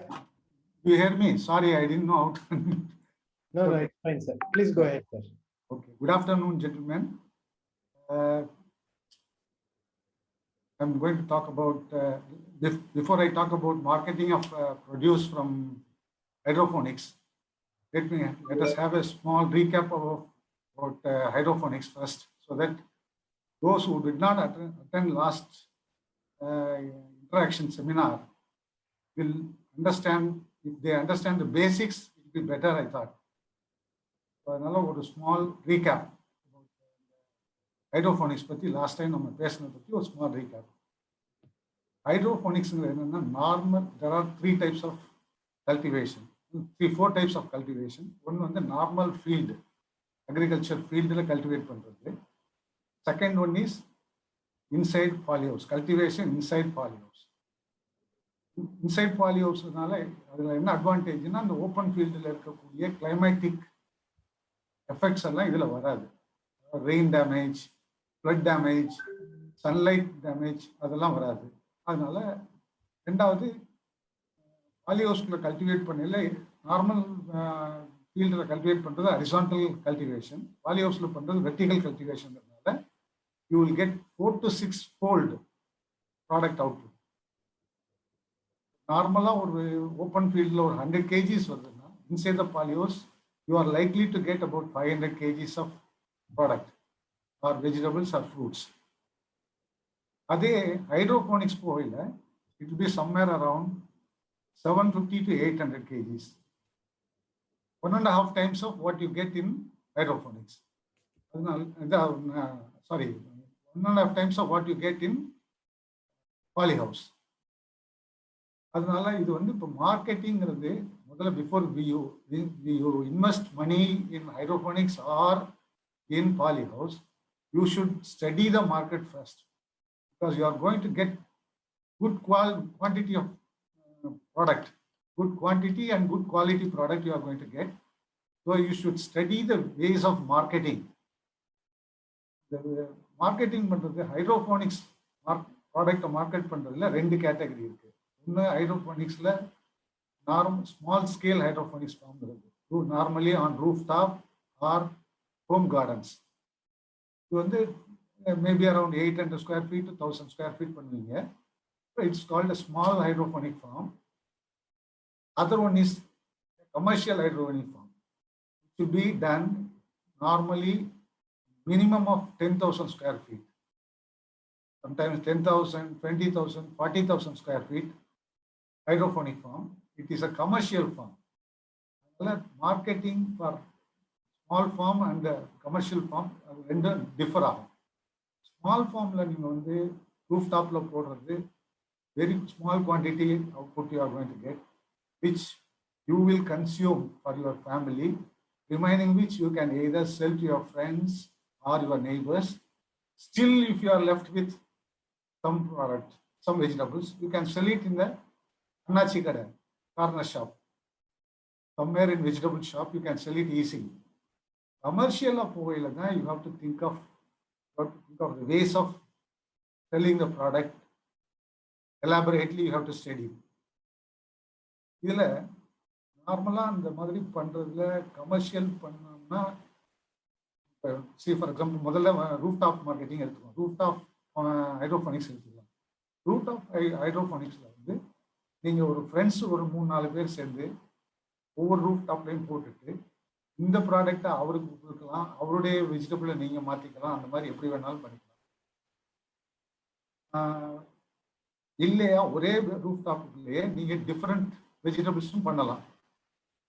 ஒரு சட்டன் ரோவில் பிரிஞ்சால், சட்டன் ரோவில் வெண்டி, சட்டன் ரோவில் chillies, tomato, இந்த மாதிரி various products, various graphs போட்டிங்கன்னா உங்கள் ஃபேமிலிக்கு வேண்டிய அளவுக்கு எல்லா கிராப்ஸும் வெஜிடபிள்ஸ் ஃப்ரூட்ஸ் உங்களுக்கு ஈஸியாக கிடைச்சிடும். லெஃப்ட் அவுட் எதாவது இருந்ததுன்னா ஈஸி, கொஞ்சம் குவான்டிட்டிங்கையில் ஈஸியாக வித்துடலாம், ஒன்றும் ப்ராப்ளம் இல்லை. கமர்ஷியலாக போடையில் தான் நீங்கள் வந்து ரொம்ப எலாபரேட்டாக ஸ்டடி பண்ணி என்னென்ன பண்ணணுங்கிறத பண்ணணும். இதை வந்து ஒரு 3-4 கேட்டகரியாக பிரிச்சுக்கலாம். ஃபர்ஸ்ட்ல கமர்ஷியலாக பண்ணுறத நீங்கள் மார்க்கெட்டுக்கு டிரான்ஸ்போர்ட் பண்ணுறீங்கல்ல, அதையே எக்கனாமிக்கலாக பண்ணுறது பண்ணீங்கன்னா தான், பிகாஸ் அதுலேயே நிறைய பணம் சேவ் பண்ண முடியும். இப்போ என்ன பண்ணலாம்னா ஒரு 3-4 கமர்ஷியல் ஹைட்ரோஃபோனிக்ஸோ இல்லை பாலிஹவுஸ் ஃபார்மர்ஸோ ஜாயின் பண்ணிட்டு, இப்போ நாங்கள் எங்கள் ஏரியாவில் என்ன பண்ணுறோம்னா ஒரு 3-4 முதல்ல நான் வந்து என்னுடைய ப்ராடக்டை மொத்தம் ஒரு நாளைக்கு ஒரு எவ்ரி ஆல்டர்னேட் டே 1 டன் கூக்கும்பரை நான் ஒட்டஞ்சத்திரம் 140 kilometers கொண்டு போயிட்டு இருந்தேன். அப்புறம் இப்போ கொஞ்சம் ஃபார்மர்ஸ் வந்துட்டதுனால நாங்கள் எல்லாரும் சேர்ந்து கிளப் பண்ணி எங்களுடைய எல்லாருடைய ப்ராடக்ட்டையும் ஒரே நாளில் டிரான்ஸ்போர்ட் பண்ணுறோம். அதாவது எவ்ரி ஆல்டர்னேட் டே நான் என்னைக்கு பிக் பண்ணுறேனோ அன்னைக்கே என்னுடைய பக்கத்து நெய்பரில் இருக்க ஃபார்மரும் பிக் பண்ணுவார். அந்த மாதிரி கிளப் பண்ணி கொண்டு போயில எங்களுக்கு டிரான்ஸ்போர்ட் சார்ஜில் நிறைய சேவிங்ஸ் வருது. அதான் ஏன்னா ஃபார்மிங்ல வந்து ஒவ்வொரு ருப்பியும் கவுண்ட்ஸ். எவ்வளோக்கு எவ்வளோ செலவை குறைக்கிறோமோ அவ்வளோக்கு எவ்வளோ ப்ராஃபிட் ஜாஸ்தி. இது ஒரு மெத்தட் பண்ணலாம். செகண்ட் திங், நான் ஒரு காலத்தில் சில்லிஸ் போட்டிருந்தேன், கிரீன் சில்லிஸ் உள்ளுக்குள்ள லார்ஜ் குவான்டிட்டி வந்தது. அதே சமயத்தில் கவர்மெண்ட் டிபார்ட்மெண்ட்லேருந்து சில்லி சீட்ஸ் வந்து ஃப்ரீயாக கொடுத்தாங்க. மிளகா செடி நிறைய பேருக்கு நாற்று கொடுத்தாங்க. என்னை சுற்றி இருக்க ஃபார்மர்ஸ்லாம் நிறைய பேர் மிளகா செடி எல்லாருமே, இப்போ நம்ம நாட்டில் நடக்கிற ஒரு பெரிய ப்ராப்ளம் என்னென்னா, ஒரு மிளகாயில் நல்ல ப்ராஃபிட் வருதா எல்லாரும் மிளகாயில் போய் விழுந்தாங்க, தக்காளியில் நல்ல ப்ராஃபிட் வருதா எல்லாரும் தக்காளியில் போயிடுறது. அப்போ அந்த மாதிரி பண்ணோம்னா we will not be able to make good profit. அந்த சமயத்தில் everybody started cultivating chilies. So price of chilies came down to 8 rupees per kilo. Farm gateல brokers were buying at 8 rupees per kilo and selling in market for 40 rupees a kilo. அது வந்து local market வரையில 60 rupees வரும், லூஸ்ல ரீட்டைல வரையில 60 rupees வரும், ஹோல்சேல்லே அவன் 30 to 40 rupees விற்றான். இந்த மாதிரி சமயத்துல நாங்க என்ன பண்ணோம்னா வேல்யூ எடிஷன் பண்ணலாம் அப்படின்னு நான் என்ன பண்ணேன், அந்த கிரீன் சில்லிஸ் அப்படியே ஐ அலௌட் தம் டு ஃப்ரூட்ஸ். ஏன்னா பாலி ஹவுஸ்குள்ள இருக்கனால பெரிய அட்வான்டேஜ் என்னன்னா பீகாக் வந்து சாப்பிட முடியாது. ஓப்பன் ஃபீல்டில் போட்டோம்னா மிளகா பழத்துக்கு விட்டோம்னா மயில் தின்று போயிடும், அது நஷ்டம் வரும் நமக்கு. பாலி ஹவுஸ்ல இது ப்ரொடெக்டட் ஏரியா, அதனால ஃப்ரூட்ஸுக்கு விட்டுட்டு நான் அந்த மிளகா பழத்தை புழுங்கி காய வச்சோம். 4 கிலோ மிளகா பழத்தை காய வச்சோம்னா 1 கிலோ மிளகா வத்தல் கிடைக்கும். 1 கிலோ மிளகா வத்தல் 120 rupees. That means 4 kgs of chilies fetched me 120 rupees. Per kg 30 rupees work out ஆச்சு. அதை ரா சில்லிஸ் விற்றுந்தா 8 rupees தான் கிடைச்சிருக்கும். அதனால இதை வேல்யூ அடிஷன் பண்றது ஒரு பெரிய அட்வான்டேஜ். இந்த மாதிரி இதெல்லாம் you have to think of ways of making profit. அது ஒரு வேல்யூ. அடுத்தது இன்னொன்று என்ன பண்றோம்னா, நாங்கள் there are 160 cucumber farmers.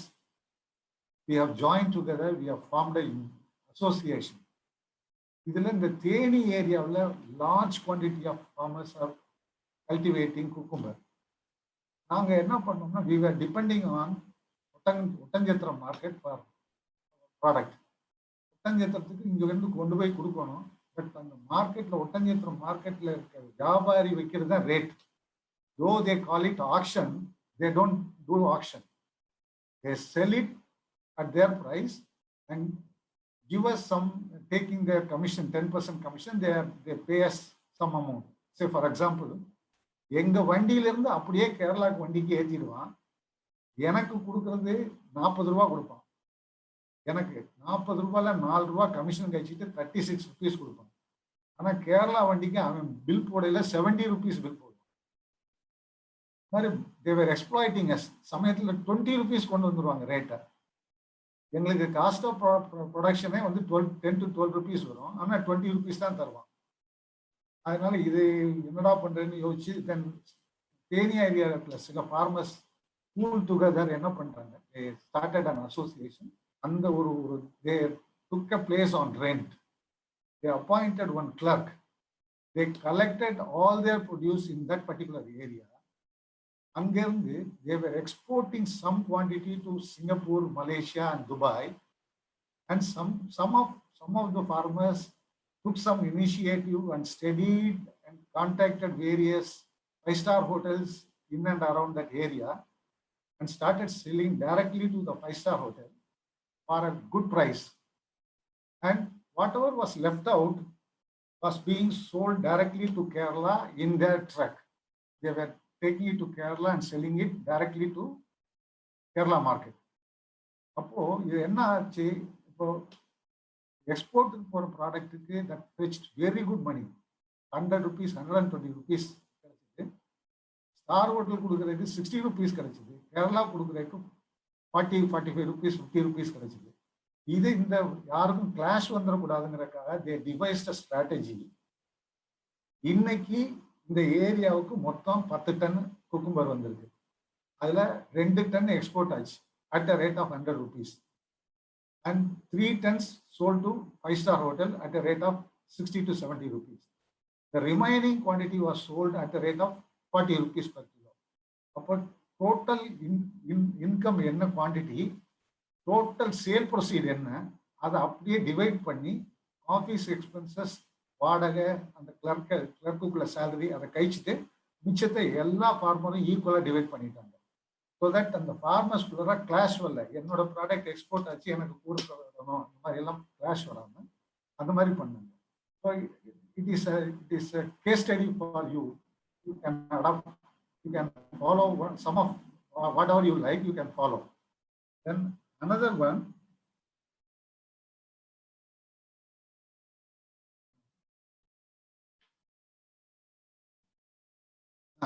அப்புறம் நான் வந்து ஒரு பிரிஞ்சால் போட்டிருந்தேன். பிரிஞ்சால் வந்து every 5 days once I was getting 500 kgs of brinjal, organic brinjal. அதை இங்கே லோக்கல் மார்க்கெட்டில் நான் இருக்கிறது ஒரு ரொம்ப remote village, 500 kgs I was not able to sell. அதனால I was forced to take it to Oddanchatram, and they were not paying me special price for organic product. இதில் என்னாச்சுன்னா நான் ஒரு அட்டெம்ப்ட் ஒன்று பண்ணேன். இங்கே லோக்கல் மார்க்கெட்டில் கொஞ்சம் குவான்டிட்டியை ஸ்டாக் பண்ணி விற்க சொன்னேன். இதில் there were people who are from this native place but living in Chennai. Those who come to native place for weekends, sometimes they bought my brinjal. They understood the quality of the brinjal was excellent, so they started demanding this particular brand of brinjal from the market seller. அவர் என்ன பண்ணாரு, என்கிட்ட இந்த மாதிரி மெட்ராஸ்ல கேட்குறாங்க sir, நீங்க கொடுங்க அப்படின்னு. அப்புறம் இங்கேருந்து வாங்கிட்டு போய் அவங்க என்ன பண்ணாங்கன்னா, they are living in flats. ஒரு 60 ஃபிளாட் இருக்காங்க. அந்த ஃபிளாட்ல அவங்க ஒரு மார்ஜின் வச்சு அவங்க விற்க ஆரம்பிச்சாங்க. ஆக இந்த மாதிரி அப்போ ஒரு பெரிய ஆர்டர் வர ஆரம்பிச்சிருச்சு. தென் நாங்கள் இங்கேருந்து இந்த பஸ், ஆம்னி பஸ் இருக்குல்ல, ஆம்னி பஸ்ல போட்டு விட்டு மெட்ராஸ்க்கு அனுப்புற அளவுக்கு வந்துச்சு. அதனால இந்த மாதிரி ஏதாவது ஒரு மெத்தடை நீங்க ஃபாலோ பண்ணலாம். இவர் பத்மநாபன் ஜெயச்சந்திரன் சார் பேசையில் மெக்கனைசேஷன் பற்றி சொல்லிட்டு இருந்தாரு. மெக்கனைசேஷன் இப்போ நமக்கு ஒரு பெரிய அட்வான்டேஜ் என்னன்னா, இப்போ தமிழ்நாடு கவர்மெண்ட்லேயே அக்ரி இன்ஜினியரிங் டிபார்ட்மெண்ட்ல நிறைய மெஷின்ஸ் வாங்கி வச்சு ரெண்ட்டுக்கு கொடுக்குறாங்க, ரொம்ப நாமினல் சார்ஜஸ்க்கு. ஃபார் எக்ஸாம்பிள், இப்போ எனக்கு பேடி ஃபீல்டை லெவல் பண்ண வேண்டியிருந்தது, லேசர் லெவலர் வெளியில எல்லாம் ரொம்ப ஜாஸ்தியாக இருந்தது சார்ஜஸ்.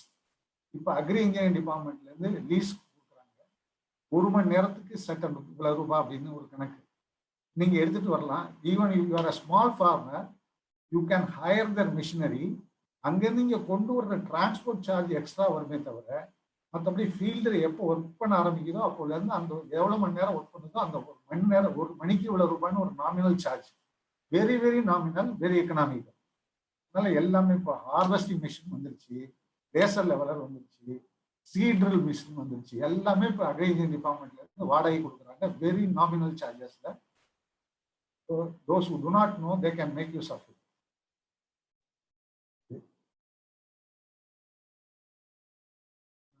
இப்போ எமர்ஜிங் ட்ரெண்ட்ல ப்ரொஃபஸர் பேசிட்டு இருக்க 2 ப்ரொஃபஸருமே பேசல, நிறைய சொன்னாங்க. அக்ரிகல்ச்சர்ல நிறைய டெக்னாலஜி வந்துருச்சுன்னு. அக்ரி யூனிவர்சிட்டியில என்ன பண்றாங்கன்னா, they are developing lot of drought resistant and disease resistant crops. நிறைய கொண்டு வராங்க. I welcome them, I appreciate. And they are producing lot of agriculture graduates and horticulture graduates and diploma holders, and they are teaching them effective way of producing or cultivating vegetables and crops.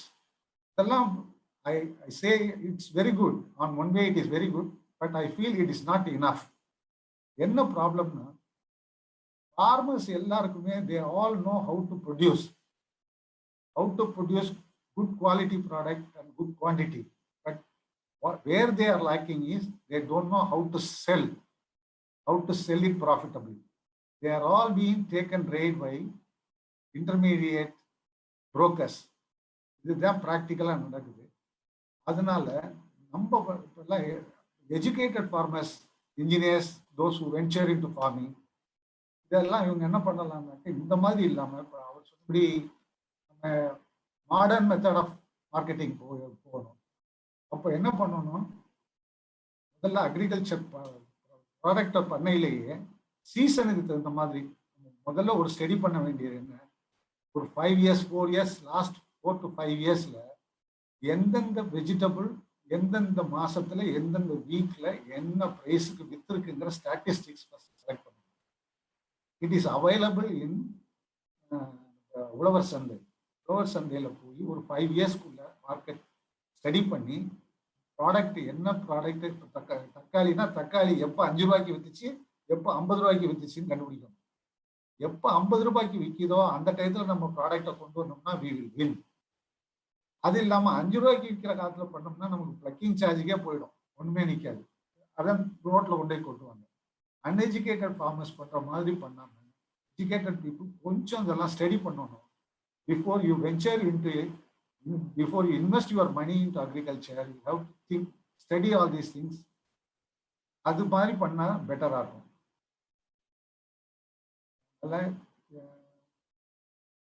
வேற என்னுடைய practical எக்ஸ்பீரியன்ஸை வச்சு நான் உங்களுக்கு ஏதாவது problem இருந்ததுன்னா I am willing to guide you.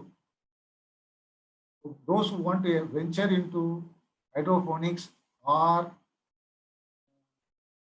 polyhouse farming, please study your market first and find out whether it will be saleable. நீங்க என்ன ப்ராடக்ட் ப்ரொடியூஸ் பண்ண போறீங்களோ அதுக்கு மார்க்கெட் இருக்கா, விற்க முடியுமா, என்ன செலவு வரும், ப்ராஃபிட் எவ்வளவு நிற்கும், அதை ஸ்டடி பண்ணிட்டு after that you venture into that. This is my humble request. Thank you. Any doubt you have, if you have any doubt, feel free to contact me. Thank you Annamalai sir. ரொம்ப பிரீஃபாக ரொம்ப நிறைய information கொடுத்தீங்க. At the end of the day இன்னைக்கு அக்ரிகல்ச்சரில் technology, digitalisation, data gathering and data analytics has become a key role. And we have a mix of audience from different sectors, our own Annamalai entrepreneurs, engineering side, non-engineering side, different institutions. Lot of good gathering is there. And a few people have questions. To start with, what we will do is we'll open up the mics. You can unmute and ask the questions. Mr. Srikumar is having a question to Dr. Padmanabhan. Srikumar sir, you can unmute and ask your question. Before we go to the question and answer sessions, we have with us Mr. Shivakumar, CEO of NABARD, Manav. So he wanted to say a few words about his agri-tech business and the role of NABARD in this. Mr. Shivakumar is there? Yeah, sure, Mr. Shivakumar is there. Okay. Mr. Shivakumar?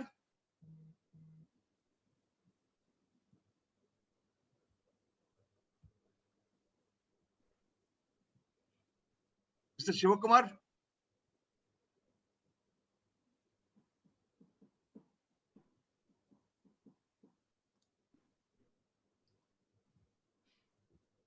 Okay, I think he's not there. Yeah, let us move on to the question. Yeah, move on. Yeah, move on. Yeah. Maybe we'll have Mr. Shivakumar. Mr. Srikumar, you can ask your question, sir.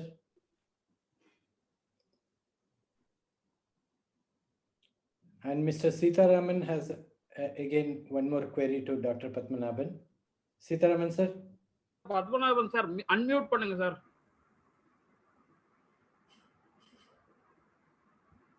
Yes sir, please. Yeah. Hello. Yeah, please go ahead, sir. Sir, this is query for our friend Annamalai regarding hydroponic, farming in Chennai as well as in Hosur. I got some friends and some farmlands are there. Is it possible to asking? So I just wanted to know how it can be done, how to go forward. That's my query. And some economics. What is the cost? Somebody else also asked that. So some indicative kind of a thing in Chennai as well as there. People are now in Chennai making terrace garden with lot of soil and all those kind of things with pots and all. Instead of that, this will be much more cleaner and kind of elegant, and also it is very high yielding. So that's the reason I am asking this query. So Yes, you are most welcome, sir. Yes, sir. what I can do, I can loop with a professional team of people who are all dealing with hydroponics commercially. So they will give you 100 meters square or 50 meters square or 200 meters square of area of commercial hydroponic system at Chennai or Terrace or Hosur, anywhere you can establish with the help of them.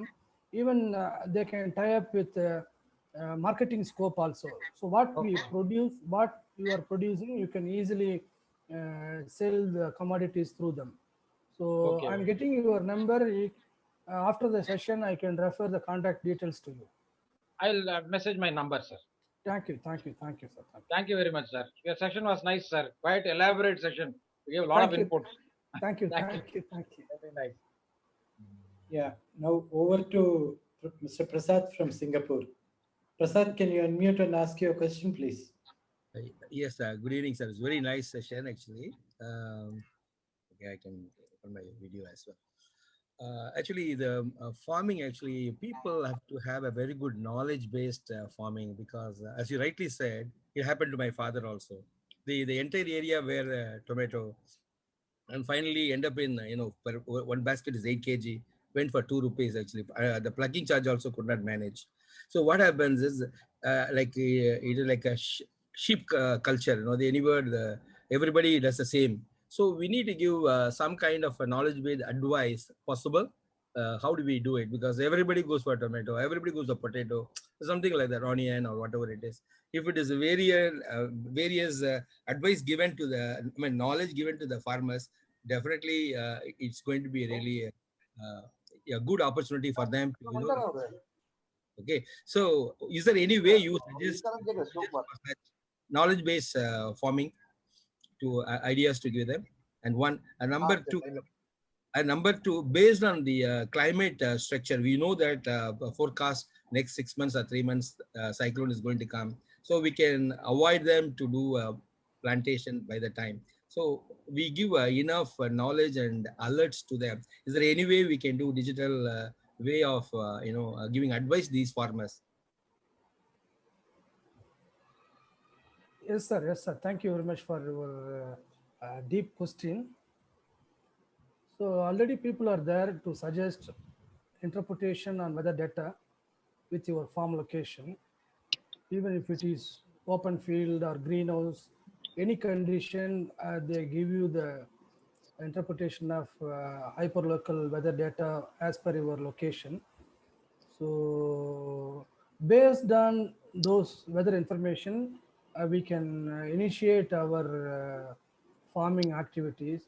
So large chunk of people, they not to depend on weather data. So that is the problem here again they are facing every time. If it is cash crop like horticulture crops, tomato or capsicum, or even traditional flowers or high value horticulture crops, so we have to we have to follow all these weather data. So unless we are end up with a problem. Okay, so nowadays it is slowly changing with commercial farmers also or progressive farmers also. So our intention is, our startup intention is, need to get this kind of things. We have to give it to every farmer or every small or marginal farmer. ஒவ்வொரு சிறு குறு விவசாயிகளுக்கும் இந்த சேவை போய் சேர வேண்டும்னா அது ஒரு மூமெண்டால மட்டும்தான் முடியும்.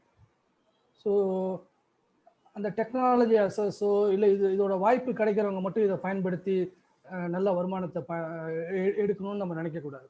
So what we have to think, இந்த சேவையானது அனைவருக்கும் கிடைக்கணும், அனைவருக்கும் கொண்டு போய் சேர்க்கணும் அப்படின்ற ஒரு இன்டென்ஷனோட நம்ம பண்ணோம்னா டெஃபினட்டாக it is a super hit in the future years to come. டெஃபினட்டாக நீங்கள் சொல்கிற மாதிரி வெதர் டேட்டாவோட இன்டர்பிரிட்டேஷனோட பண்ணுற காலம் இப்பயே இருக்குது.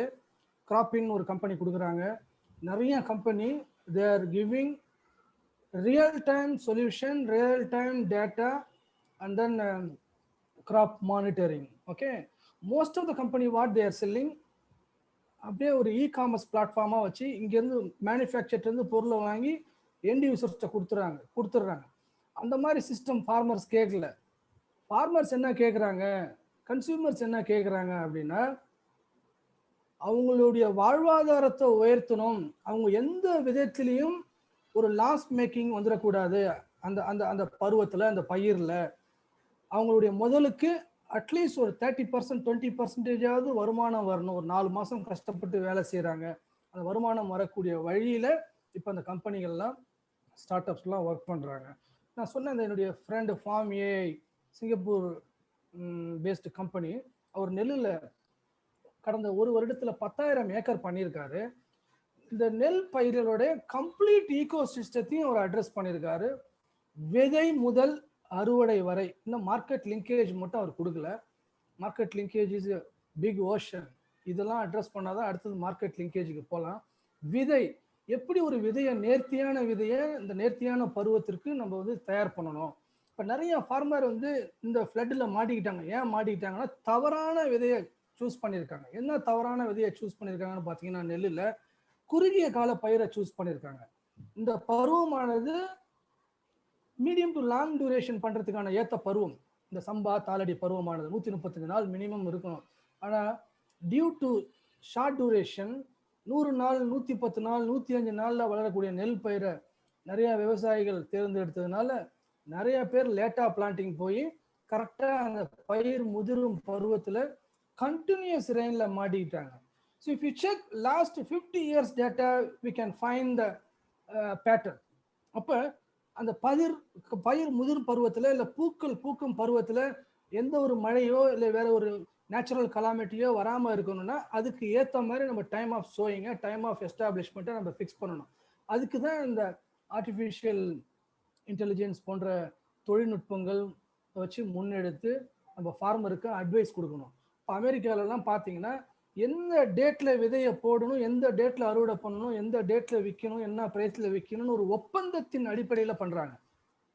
அவ்வளோ அட்வான்ஸ் டெக்னாலஜியை வச்சு, advance technology 10,000 acre 5,000 acre 2,000 hectare இந்த மாதிரி ஒரு பெரிய எக்ஸ்டெண்ட் ஆஃப் ஏரியாவை அவங்க வந்து இந்த மாதிரி ஒரு அட்வான்ஸ்டு டெக்னாலஜி, அட்வான்ஸ்டு டூலை வச்சு வேரியஸ் டேட்டா இன்டர்பிரிட்டேஷன் வச்சு பண்ணுறேன். எந்த பொருள் போட்டால் எந்த பொருளுக்கு என்ன விலை வரும், என்ன ரேஞ்சு வரும், என்ன பையர் ப்ரிஃபரன்ஸ், என்ன குவாலிட்டி, இதே முன்னெடுத்து பண்ணுறாங்க.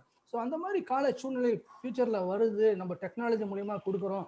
இந்த வெரைட்டிக்கு இப்போ இந்த சீசனில் பிபிடிக்கு நல்ல விலை கிடைக்குது அப்படின்னு தெரிஞ்சால் நம்ம பிபிடியை போடலாம். இல்லை இந்த பிபிடியை போட்டதை நம்ம 6 மாதம் ஹோல்ட் பண்ணி வச்சா கண்டிப்பாக ஒரு 40-50% வருமானம் வரத்துக்கு வாய்ப்பு இருக்குன்னா கண்டிப்பாக வாங்கி நம்ம ஹோல்ட் பண்ணலாம், வேர் ஹவுஸில் வைக்கலாம். ஸோ அந்த மாதிரி ஒரு இன்ஃபார்ம்டு டிசிஷன் ஃபார்மருக்கு நம்ம கொடுத்தோம்னா அதோட ஒரு பெஸ்ட் சொல்யூஷன் எதுவுமே கிடையாது சார். நீங்கள் வந்து இது வந்து நான் நெல்லுக்கு மட்டும் சொல்லலை, அனைத்து விதமான பயிருக்கும் இது சாத்தியம். அனைத்து விதமான பயிருக்கும் சாத்தியம். இன்ஃபார்ம்டு டிசிஷன் நம்மள்கிட்ட இல்லை, விவசாயிகள் மத்தியில் இல்லை. அதை கொடுக்கறதுக்கு குறைந்த அளவே நிறுவனங்கள் இருக்குது. அந்த நிறுவனங்கள்லாம் எண்ணிக்கை பெருகணும். மாஸ் ஸ்கேலில் இப்போ எப்படி நம்ம ஒரு செல்ஃபோன் எடுத்து பயன்படுத்துகிறோம், வோடோஃபோன் இருக்குது, ஜியோ இருக்குது, ஐடியா இருக்குது, நிறைய நம்மளுக்கு நம்மளுக்கு வந்து வெரைட்டிஸ் இருக்குது. பட் ஆனால் இங்கே பார்த்தீங்கன்னா வெரி லிமிட்டட் சோர்சஸ் தான் இப்போதைக்கு இருக்குது. அது இன்னும் வந்து ப்ராடாக வரணும். எந்த ஃபார்மருக்கு எவ்வளோ ஃப்ரீயாவோ இல்லை வந்து ஈஸியாக அக்சசபிளாக கிடைக்குதோ அப்போ தான் அது வந்து நிலைமையை மாறும். நிச்சயமாக வெகு விரைவில் இன்னும் ஒரு 3-5 வருடங்களில் இன்னைக்கு நான் சொன்ன விஷயங்கள் எல்லாம் கம்ப்ளீட்டாக நம்மளுடைய அக்ரிகல்ச்சரை தலைகீழ திருப்பி போட போகுது. இன்னும் 10 வருஷத்துல Indian agriculture is become a boom. அதுதான் என்னால் உறுதியாக சொல்ல முடியும். நான் இந்த செக்டாரில் கடந்த 5 வருடமாக என்னை ஒருங்கிணைத்து கொண்டிருக்கிறேன். பலதரப்பட்ட விவசாய மக்களை பார்த்துருக்கேன், பலதரப்பட்ட ஃபீல்டை போய் பார்த்துருக்கேன். அந்த அனுபவத்தில் சொல்கிறேன். People are using Plantix. Plantix is developed by German. ஒரு ஜெர்மன் நாட்டை சேர்ந்த பிளான்டிக்ஸ்ன்ற ஒரு ஆப்பை ஒரு சாதாரண குக்கிராமத்தில் இருக்கிற விவசாயி தன்னுடைய பயிரில் நிலத்தில் நோய் என்ன இருக்குது, பூச்சி என்ன இருக்குன்னு பரிசோதிக்கிறதுக்கு ஃபோட்டோ எடுத்து within 2 minutes you get recognized the pest, you get recognized the solution. ஏன் நம்மளால தர முடியல? அதுதான் என்னுடைய கேள்வி. நம்ம சூப்பர் ஜெயண்ட் டெக்னாலஜி எல்லாத்தையும் நம்ம வந்து பெரிய பெருமைகள்லாம் வச்சுருக்கோம். ஆனால் விவசாயிகளுக்கும் அவங்களுடைய அந்த தேவைகளுக்கும் நம்மளால ஒரு சிம்பிள் சொல்யூஷனை கொடுக்க முடியல. Farmers are using Plantix. அந்த செய்தியை கேட்டவனே என்னால் அன்னைக்கு ஒரு நாள் முழுவதும் என்னால் அதுக்கான அளவில்லா சந்தோஷம். ஒரு குக்கிராமத்தில் இருக்கிற ஃபார்மர் பிளான்டிக்ஸ் ஆப்பை யூஸ் பண்ணுறான். எத்தனை என்னை மாதிரி ஆசிரியர்கள் அதை பற்றி தெரிஞ்சு வச்சுருக்காங்க, அதை பற்றி முன்னெடுத்து மாணவர்களுக்கு சொல்கிறாங்கன்றது எனக்கு நானே ஒரு கேள்வியை கேட்டுக்கிட்டேன். அதேமாதிரி நான் ஒரே ஒரு விஷயம் தான் சொல்கிறேன். என்னுடைய ஜேர்னியில் பார்த்தீங்கன்னா ரொம்ப அட்வான்ஸ்டு ஃபார்மர்ஸ்லாம் இருக்காங்க. இந்த டெக்னாலஜி அடாப்ஷனில் சொல்கிறேன். நேர்த்தியாக கையாண்டு எந்த ஒரு இயற்கை இடைஞ்சல்லையும் மாட்டாமல் சக்ஸஸ்ஃபுல்லாக ஃபார்மிங் பண்ணுறவங்க இருக்காங்க. Even 2 acre farmer, 3 acre farmer. நிச்சயமா இது வாய்ப்புகள் இருக்கு ஐயா. Thank you, sir. Mr. Tariq, may I supplement a few words on that? Yeah, sure. Go ahead, sir. அவர் கேட்டாரு, இப்போ வந்து தக்காளி 2 ரூபாய் 5 ரூபாய்க்கு போயிடுது, அந்த மாதிரி போகாம விற்கிறதுக்கு எப்படி அப்படின்னு கேட்டார்ல. என்னுடைய ப்ராக்டிக்கல் வச்சு சொல்றேன். நார்மலா எல்லா டிஸ்ட்ரிக்ட்லயுமே ஹார்டிகல்ச்சர் டிபார்ட்மெண்ட்ல சீட்லிங்ஸ் ஃப்ரீயா டிஸ்ட்ரிபியூட் பண்றாங்க. அதுவும் ஸ்மால் குவான்டிட்டி எல்லாம் இல்லை. 10 lakh சீட்லிங்ஸ், 15 lakh சீட்லிங்ஸ் கொடுக்குறாங்க அந்த டிஸ்ட்ரிக்ட்ல உள்ள ஃபார்மர்ஸ்க்கு. சே ஃபார் எக்ஸாம்பிள், புதுக்கோட்டை டிஸ்ட்ரிக்ட்ல கத்திரி சீட்லிங்ஸ் ஃப்ரீயா கொடுக்குறாங்க, 1 லட்சம் 10 லட்சம் சீட்லிங்ஸ் கொடுக்குறாங்கன்னு அவங்க முடிவு பண்ணி போட்டுட்டாங்கன்னா அந்த வருஷம் நம்ம சத்தியமா கத்திரிக்காய் போடக்கூடாது. ஏன்னா அந்த 10 லட்சம் சீட்லிங்ஸ் 10 லட்சம் காய் ஃபார்மரை போட்டு கொண்டாந்து மார்க்கெட்ல ஃப்ளட் பண்ணிடுவான். ஏன்னா அது வந்து என்ன ஆகும், buyers மார்க்கெட்டா போயிடும், செல்லர்ஸ் மார்க்கெட்டா இருக்காது. நம்ம we cannot fix the price because market is flooded with brinjal. இது ஒரு ப்ராப்ளம். அதனால மார்க்கெட் டிபார்ட்மெண்ட்ல என்ன சீட்லிங்ஸ் கொடுக்குறாங்களோ அந்த பர்டிகுலர் வெஜிடபிள் நம்ம போடக்கூடாது அப்படிங்கிறது நான் ப்ராக்டிக்கலா கத்துக்கிட்ட ஒண்ணு. செகண்ட் திங் என்னன்னா, டிபார்ட்மெண்ட்ல இந்த வருஷம் மார்க்கெட்ல பச்சை மிளகாய் விலை ஏறி போயிடுச்சு அப்படின்னாக்க அடுத்த வருஷத்துக்கு தமிழ்நாட்டில் இருக்கிறவன் பூரா பச்சை மிளகாய் போட்டவெல்லாம் நல்லா சம்பாதிச்சிட்டான்னு சொல்லிட்டு அவ்வளவு பேரும் பச்சை மிளகாய் போடுவான். இந்த வருஷத்துல மார்க்கெட்ல எது ஹையஸ்ட் பெச்சிங் பிரைஸ் உள்ள ப்ராடக்டோ அதை நான் போடவே மாட்டேன். ஏன்னா அதை போட்டோம்னா அடுத்த வருஷத்துக்கு அவ்வளவு பேரும் அதை போட்டிருப்பேன், நம்மளும் அதை போட்டு கொண்டு போவோம், விற்க முடியாது. இது ரெண்டும் நான் ப்ராக்டிக்கலா கத்துக்கிட்டது. அதனால இந்த மாதிரி maybe it may be foolish, it may look like foolish act, but நான் வந்து ப்ராக்டிக்கலா நான் சக்சஸ் ஆயிருக்கேன். அதனால நீங்க எதை வேணா ப்ராக்டிஸ் பண்ணி பாருங்க. சார், உங்களை போல நாலேஜ் பேஸ்ட் ஃபார்மர்ஸ் இருந்தாங்கன்னா பிரச்சனையே இல்லை sir. You know that there is a vacuum, so you put other plantation. But இது வந்து இந்த தி ஹார்டிகல்ச்சர்ல கொடுக்குற இன்ஃபர்மேஷன்ல ஒரு ஆப்ல வச்சு we can say that so much happenings have been given this time, and why don't you go for the other? So we can give them a good advice. Instead of a potato or a tomato or an onion, they can go for brinjal. You know, these are all day-to-day commodity items. We have to buy. Any hospital, hotels or people, they have to buy. So they can always mix and match instead of everybody going into like a herd culture. We go and do one and get into trouble, and then they heartburn after 3 months. We make a loss and all that. Like, you know, you are educated person, but farmers are not educated. So we need to give some kind of what do you call app or some kind of way to convey them that, hey, this is totally these South people say they around the Ramanatha districts are put in like that. So why don't you consider on this? So it'll be what do you call a nice information sharing to them. True. Annamalai sir, stock market மாதிரி stock மார்க்கெட்ல இந்த இதுல போடுற மாதிரி இந்த company இது பண்ற மாதிரி அந்த மாதிரி அட்வைஸ் பண்ற மாதிரி ஒரு இது இருந்துச்சுன்னா நல்லா இருக்கும் சார். அது இப்போதைக்கு இல்லை சார். ஆனா அந்த வெதர் போர்காஸ்ட் கொடுக்குறாங்க, இந்த அக்ரிகல்ச்சர்ல என்ன கிராப்க்கு என்ன ஃபெர்டிலைசர் கொடுக்கணும் அப்படிங்கிறதெல்லாம் இந்த ரிலையன்ஸ் இதெல்லாம் கொடுக்குறாங்க, நிறைய இன்ஃபர்மேஷன் கொடுக்குறாங்க. ஆனா எந்தெந்த டிஸ்ட்ரிக்ட்ல என்னென்ன ஃபார்மர் என்னென்ன கிராப் போட்டிருக்காங்கிற இன்ஃபர்மேஷன் யாரும் கொடுக்கறது இல்லை. 1 minute sir. Annamalai sir. Yes sir. யாருமே இந்த அடங்கல் பத்தியே பேச மாட்டேங்கிறோம். அடங்கல்ல ரொம்ப பேர் என்ட்ரியே போடுறது இல்லை சார். ஆன்லைன் அடங்கல் வந்தா தான் ஃபர்ஸ்ட் டேட்டாவே வருங்க. கரெக்ட். ஆனா ஃபார்மர்ஸ் நிறைய பேர் அடங்கல்ல என்ட்ரியே போடுறது இல்லை. இல்ல சார், அது போடுறது இல்ல. ஆன்லைன் அடங்கல் இன்னும் வர மாட்டேங்குது.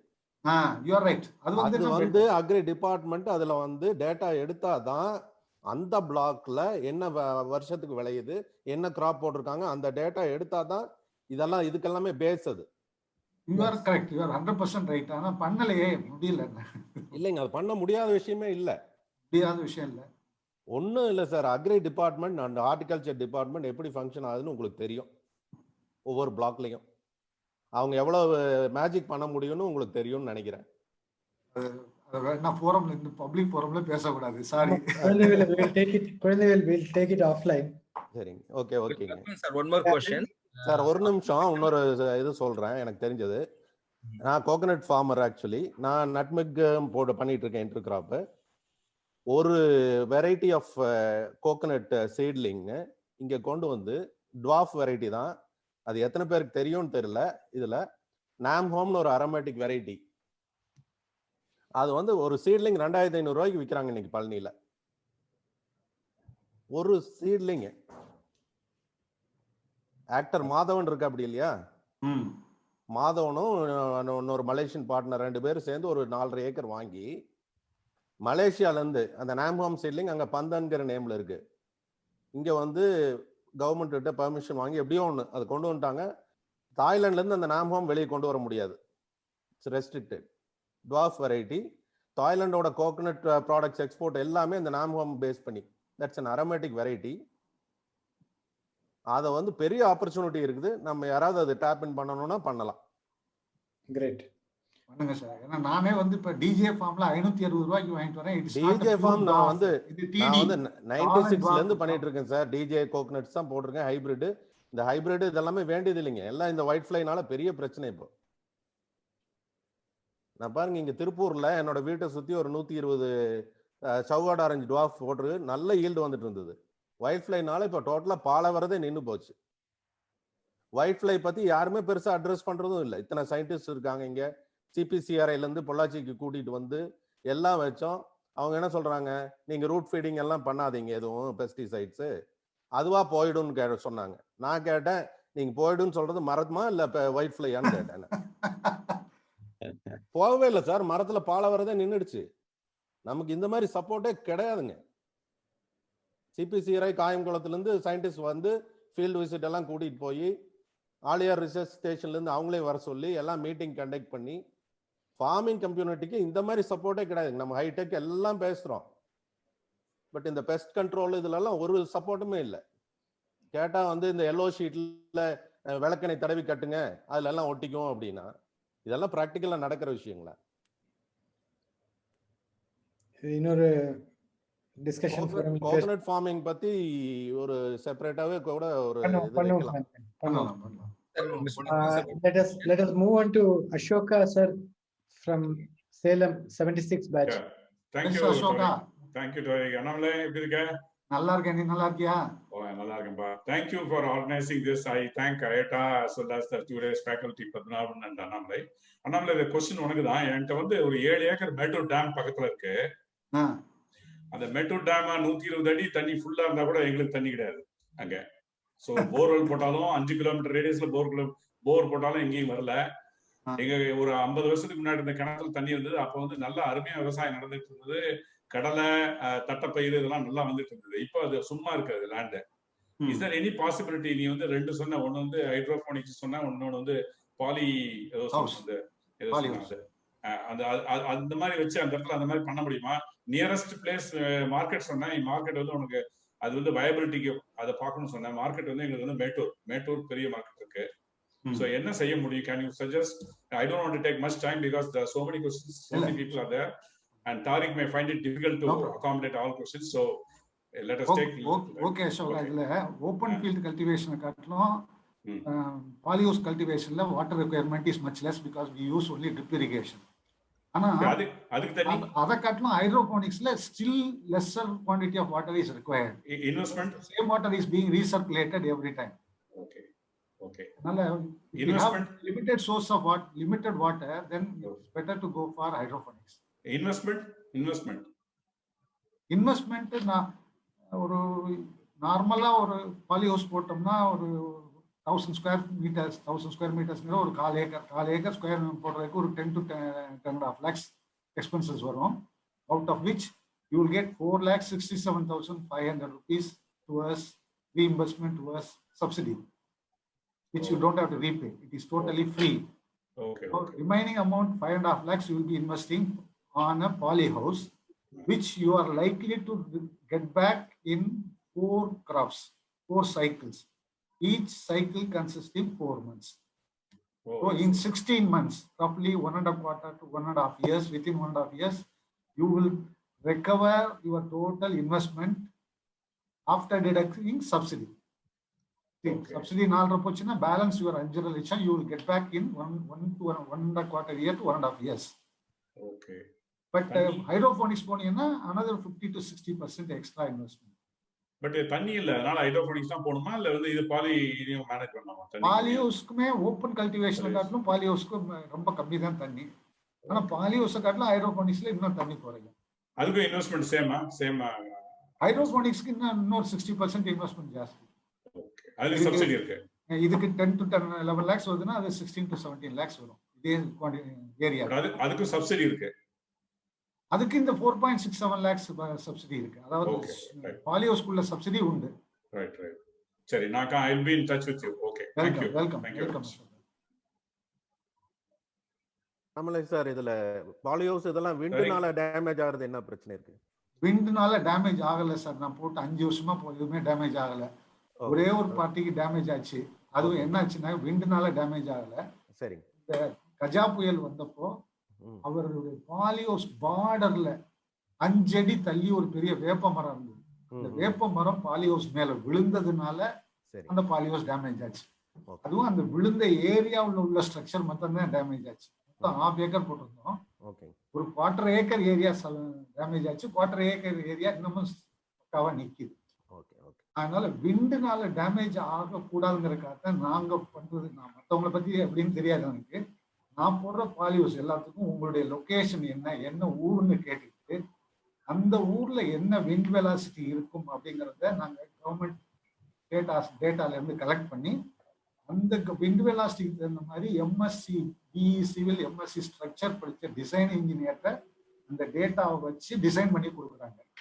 அதனால நார்மல் விண்ட் வெலாசிட்டி மேக்ஸிமம் வெலாசிட்டிக்கு safety is taken into account. அப்படித்தான் நாங்க பண்ணியிருக்கோம். பட் சைக்ளானுக்கெல்லாம் we cannot give guarantee. அதுவும் சைக்ளான் டயத்துல டோரை ஓப்பன் பண்ணி வச்சிருந்தோம்னா விண்ட் உள்ளுக்குள்ள போய் அப்படி குத்தி மேல தூக்கையில கண்டிப்பா சீட்டு டேமேஜ் ஆகிறதுக்கு ப்ராபபிலிட்டிஸ் ஆர் வெரி ஹை. அந்த டயத்துல எல்லாத்தையும் க்ளோஸ் பண்ணி வைக்கிறது பெட்டர். இதுக்கு இன்சூரன்ஸ் இருக்கா சார்? இன்சூரன்ஸ் இருக்கு சார், இருக்கு. Many people did not do, nowadays they are doing. Annamalai sir, நான் Pratap, I have a question. Yeah. So hydroponicsல வந்துட்டு நம்ம என்ன மாதிரி பிளான்ஸ் வந்துட்டு பண்ண முடியும்? ஏன்னா நான் சென்னையில I have seen என்னோட ஃப்ரெண்ட் மிஸ்டர் ஸ்ரீராம்னு ஃபியூச்சர் ஃபார்ம்ஸ் நீங்க கேள்விப்பட்டிருப்பீங்க. ஆமா, தெரியும். நான் போய் பார்த்திருக்கேன் அவர் ஃபார்ம்ல. நீங்க பார்த்திருப்பீங்க. So it's a very good friend of mine. So hydroponicsல பாத்தீங்கன்னா லைக் பெசில் இல்ல வந்துட்டு லெட்யூஸ், செரி டொமேட்டோஸ் இந்த மாதிரி ஃபியூ இதுதான் பண்ண முடியும். You cannot go for a bigger crops அப்படின்ற மாதிரி ஒன்று இருக்குது. So is there any restriction on crops which we can cultivate using hydroponics? அதை பத்தி in a few words if you can tell, it will be very useful. So நாங்க மதுரையில சக்சஸ்ஃபுல்லா பிரிஞ்சால்லே வந்து டைரக்ட் பிரிஞ்சால் கிடையாது, எக் பிளான்ட்னு சொல்லுவாங்க, லாங்கா இருக்கும். அந்த எக் பிளான்ட் சக்சஸ்ஃபுல்லா பண்ணியிருக்கோம். குக்கும்பர் பண்ணியிருக்கோம். இது பச்சை மிளகா பண்ணியிருக்கோம், குடமிளகா பண்ணியிருக்கோம், lettuce, all types of greens, இது காலிஃப்ளவர் இதெல்லாம் பண்ணியிருக்கோம். மதுரை சிட்டியில பண்ணியிருக்கோம். If you want I will send you the photography. You contact me through email, I mean this one WhatsApp. I will send you the photographs of our product cultivated inside the hydroponics.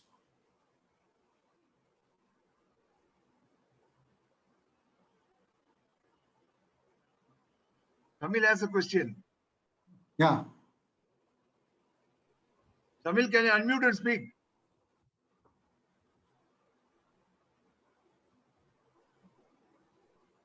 Any other questions, sir? Yeah, Shamil, you have a question. You can please unmute and speak, huh?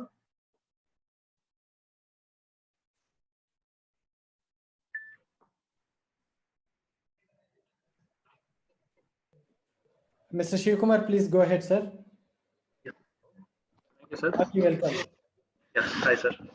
Yeah. Good afternoon. Good afternoon, sir. Good afternoon, everyone. I thank everyone for the opportunity. என் பேர் சிவகுமாருங்க. அங்கே நான் மதுரையில் agri காலேஜில் NABARD incubation centre இருக்குது, அதில் CO work பண்ணிருக்கேன். Last time we have given a session. Now அதனோட continuation பண்ணிருக்கோம். I was listening to the previous speakers, Annamalai sir and Padmanabhan sir. It was quite ரொம்ப நல்லா இன்ஃபர்மேட்டிவ் இருந்தது. எங்களோட சார் சொல்லும்போது சொன்னார், அந்த கீரைக்கடை.com சொல்லி சொன்னாரு, கோயம்புத்தூர் பேஸ்ட், உங்க மதுரைக்காரங்க தான். தேர் அவர் இன்குபேட்டிவ்ஸ், வி ஹவ் சப்போர்ட்டட் தெம். இப்போ வந்து அவங்க வந்து கிரீனி மீல் அப்படின்னு சொல்லி ஒரு புதுசா ஒரு ப்ராடக்ட் லான்ச் பண்ணியிருக்காங்க. இந்த வாழைப்பூ இதெல்லாம் வந்து வாழைப்பூ பொரியல், வாழைத்தண்டு பொரியல்லாம் பண்ணி 6 months வந்து without chemical 6 months shelf life increase பண்ற மாதிரி, அந்த மாதிரி ஒரு புது டெக்னாலஜிஸ் இந்த மாதிரி வந்து அவங்களுக்கு வந்து கொடுத்து we have supported them and then now they are into market. அவங்களுக்கு we have patented also. So அவரோட ரோல் என்ன எங்களுக்குன்னு பார்த்தீங்கன்னா, ஏதாவது ஒரு ஸ்டார்ட் அப்ஸ் இருந்துச்சு அப்படின்னா we provide them supports also. இப்போ வந்து we are having capital catalytic ஃபண்ட்னு ஒரு ஃபினான்ஷியல் அசிஸ்டன்ஸ் இருக்கு. அது பார்த்தீங்கன்னா அப் டு 30 lakhs வந்து சாஃப்ட் லோன் மாதிரி 6% or 8% வந்து வி வில் 6% மேக்ஸிமம் அந்த இதை கொடுத்து ஒரு 1 or 2 years மாரட்டோரியம் கொடுத்து decided by the committee and then we will get back. So up to 30 lakhs கொடுப்போம். But exceptional case up to 1 crore வரைக்கும் ஒரு ஆர்கனைசேஷன் வந்து கொடுக்கலாம். அந்த இது வந்து எங்க இன்குபேஷன் சென்டர்ஸ்ல இருக்கு. அது போக வந்து பாத்தீங்கன்னா we have an creating an infrastructure. நீங்க இப்போ வந்து ஏதாவது ரா மெட்டீரியல் எடுத்து வந்தா போதும். இங்க மதுரை காலேஜ்லயே வந்து we have an infrastructure. If you நீங்க கிரெயின்ஸ் எடுத்துட்டு வந்தீங்கன்னா அந்த கிரெயின்ஸை ப்ராசஸ் பண்ணி பேக் பண்ணி எடுத்துட்டு போய்க்கலாம். இல்ல grains you want to convert, இல்ல spices you want to convert to masala இல்ல பவுடர் இருந்தா அதுவும் பண்ணி நீங்க வந்து பேக் பண்ணி எடுத்துட்டு போய்க்கலாம். Oils and juices, bakery items, அது போக வந்து பேக்கிங்ஸ் வந்து வேக்யூம், நைட்ரஜன் பிளஸ் இது எல்லா பேக்கிங்ஸும் வந்து we are procuring.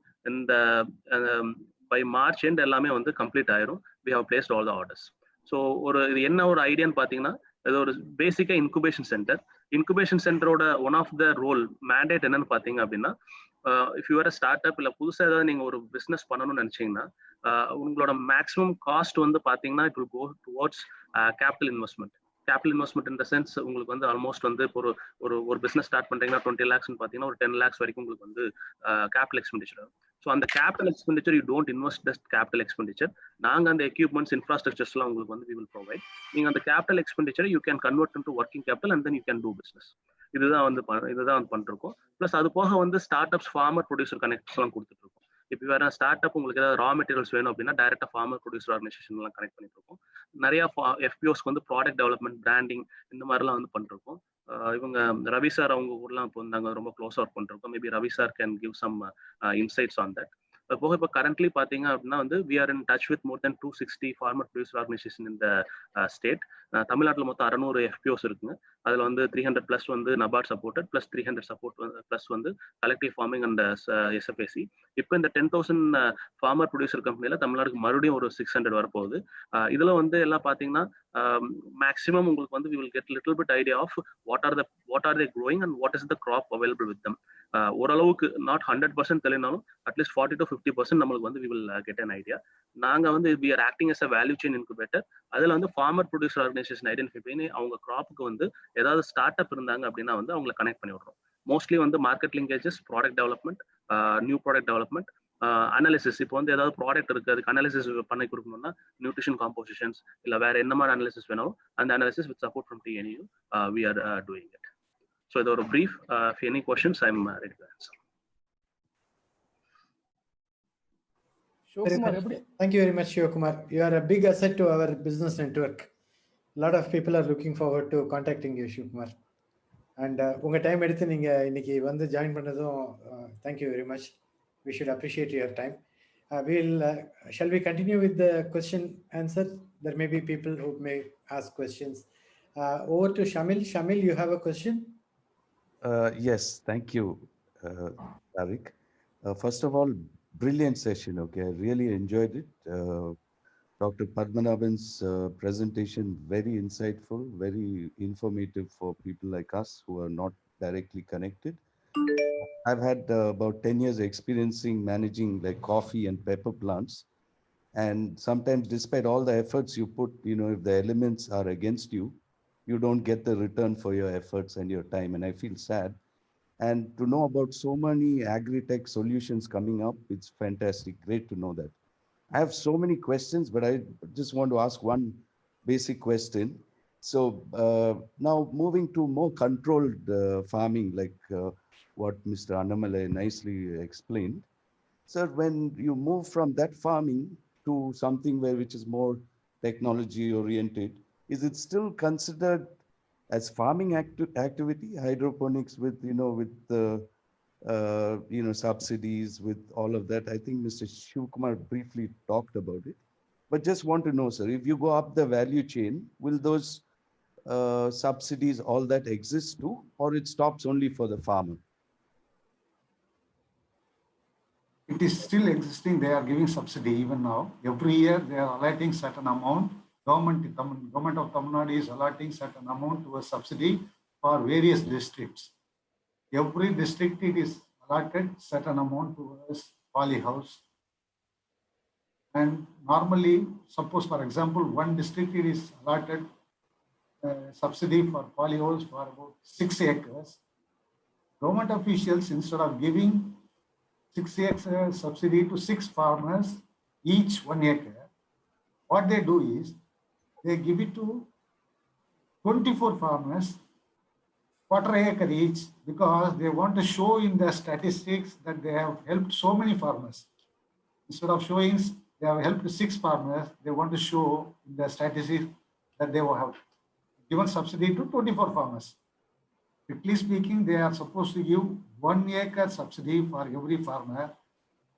Quarter acre, it is 4,57,500. For half acre, it is 8.9 lakhs. It is not 9.35. It is not exactly double. It is 8.9 lakhs. That is for various reasons, because they have calculated everything, the total cost, and they are giving 50% subsidy. 50% subsidy is only for the basic cost. Subsidy is for subsidy purpose, they have not included the GST. So there is no subsidy for GST. The basic cost arrived is 9.3 lakhs, out of which 9.35, out of which 50% subsidy, 4,67,500 rupees they are giving. They are continuing to give subsidy for farmers. It will continue for a few more years. But whatever you do, whether you grow the crop inside of polyhouse or inside, using hydroponic technology or aquaponic technology or normal technology, whatever you do, if you grow some crop, it is still to be considered as agriculture or horticulture. Yes, sir. Tariq நான் கொஞ்சம் add பண்ணலாமா? Ravi sir நீங்க பேசுறீங்களா? ஸ்ரீகுமார் சாரும் வெயிட்டிங்ல இருக்காங்க. இல்ல ஒரு நிமிஷம் நானு பேசுங்க ரவி. சொல்லுங்க. சிவகுமார் சொன்னதுல நான் கொஞ்சம் ஆட் பண்ண விரும்புறேன். நாங்க வந்து தங்கபூமின்னு சொல்லி ஒரு ஃபார்மர் ப்ரொடியூசர் கம்பெனி 600 ஃபார்மர்ஸோட சேர்ந்து ஒருங்கிணைச்சு நாங்க ஆரம்பிச்சிருக்கோம். அதுல வந்து எங்களுக்கு வந்து வேல்யூ ஆடட் மிஷினரிஸ் வந்து மில்லட்ல கொடுத்துருக்காங்க, மரச்சுக்கு கொடுத்துருக்காங்க, மசாலா யூனிட் கொடுத்துருக்காங்க, மாட்டுத்தீவன யூனிட் கொடுத்துருக்காங்க. இந்த யூனிட்ஸுக்கெல்லாம் வந்து எங்களுக்கு வந்து ஒரு எல்லாத்தையும் ஒருங்கிணைச்சு நாங்க வந்து மேபிஸோட இன்குபேட்டிவ்ஸ் as well as beneficiary last 2 years அவங்களோட சேர்ந்து நாங்க ஒர்க் பண்ணிக்கிட்டு இருக்கோம். அதுல வந்து எங்களுக்கு வந்து ஒரு பிராண்ட் கிரியேட் பண்ணி அந்த பிராண்டை வந்து ட்ரேட்மார்க் ரெஜிஸ்டர் பண்ணி கொடுத்துருக்காங்க. One of the services done by MABIF. அதுல வந்து மதுரை ராணிஸ் மசாலாங்கிற பேர்ல வந்து மசாலா ப்ராடக்ட்ஸை நாங்க மார்க்கெட் பண்றதுக்கு ரெடி ஆகிட்டோம். கோல்டன் எர்த்துங்கிற பேர்ல நல்லெண்ணெய் கடலெண்ணெய் ரெண்டையும் நாங்க வந்து மார்க்கெட் பண்றதுக்கு இது பண்ணியிருக்கோம். இதுதான் அந்த ராணிஸ் மசாலாவோட எங்களோட இது மிளகாய் பொடி. ரெண்டாவது வந்து எங்களுக்கு வந்து அவங்க வந்து சிவகுமார் சார் சொன்ன மாதிரி financial support and marketing support AABN கம்பெனியோட எங்களுக்கு வந்து டைப் பண்ணி கொடுத்துருக்காங்க. அதோட கண்டினியூஷன் என்னன்னா கம்மிங் 27th வென்ஸ்டே வந்து we are going to launch the Rani's masala golden earth product எல்லாத்தையும் வந்து நபார்ட் சேர்மன் மூலமா நாங்க வந்து லான்ச் பண்றோம். இது வந்து எங்களை பொறுத்தவரை ஒரு கிரேட் அக்கேஷன். நபார்ட் சேர்மன்ங்கிறவர் வந்து உங்களுக்கு தெரியும், ஆல் இண்டியா லெவல்ல ஒரே ஆளு. அவர் நபார்டு ஃபெசிலிட்டிஸை இன்ஸ்பெக்ட் பண்ண வர்றவர் வந்து எங்களுக்கு அக்ரி பண்ணியிருக்காரு எங்க ப்ராடக்டை லான்ச் பண்றதுக்கு. It is a great moment for us. அது போக வந்து சார் பத்மநாதன் சொன்னதுல வந்து இன்புட் இந்த மாதிரிலாம் ரைட் டைம் கிடைக்கலங்கிறது. இப்ப எங்களோட ஃபார்மர் ப்ரொடியூசர் கம்பெனில இருந்து இன்புட்லாம் ஹோல்சேல் பிரைஸ்ல வாங்கி கொடுக்கறதுனால farmers will get more benefit. அதில் விட எங்களுக்கு பெட்டர் ப்ரைஸ் வர கிடைக்குது. நாங்கள் வந்து கன்சியூமருக்கு வந்து ஒரு பெட்டர் ப்ராடக்ட் அட் எக்கனாமிக்கல் ப்ரைஸில் கொடுக்கறதுல ரொம்ப சந்தோஷப்படுறோம். நாங்கள் வந்து இப்போ நம்ம இவங்ககிட்ட ரெக்வஸ்ட் பண்ணிக்கிறதுக்கு என்னன்னா, more people coming to agriculture in whatever manner. அவங்களுக்கு முடிஞ்ச அளவுக்கு வாங்க. அதே மாதிரி அவங்களுக்கு தெரிஞ்சவங்களுக்கு மார்க்கெட்டிங் லிங்கேஜோ ஃபினான்ஷியல் லிங்கேஜோ கொடுக்கும்போது இந்த ஃபார்மிங் கம்யூனிட்டி வந்து கண்டிப்பாக டெவலப் ஆகும். இந்த ஜங்ஷனில் வந்து நாங்கள் வந்து எங்கள் நபார்ட் டீம் இது மேபிஸ் டீமுக்கு வளர்த்து தெரிஞ்சுக்கிறோம்.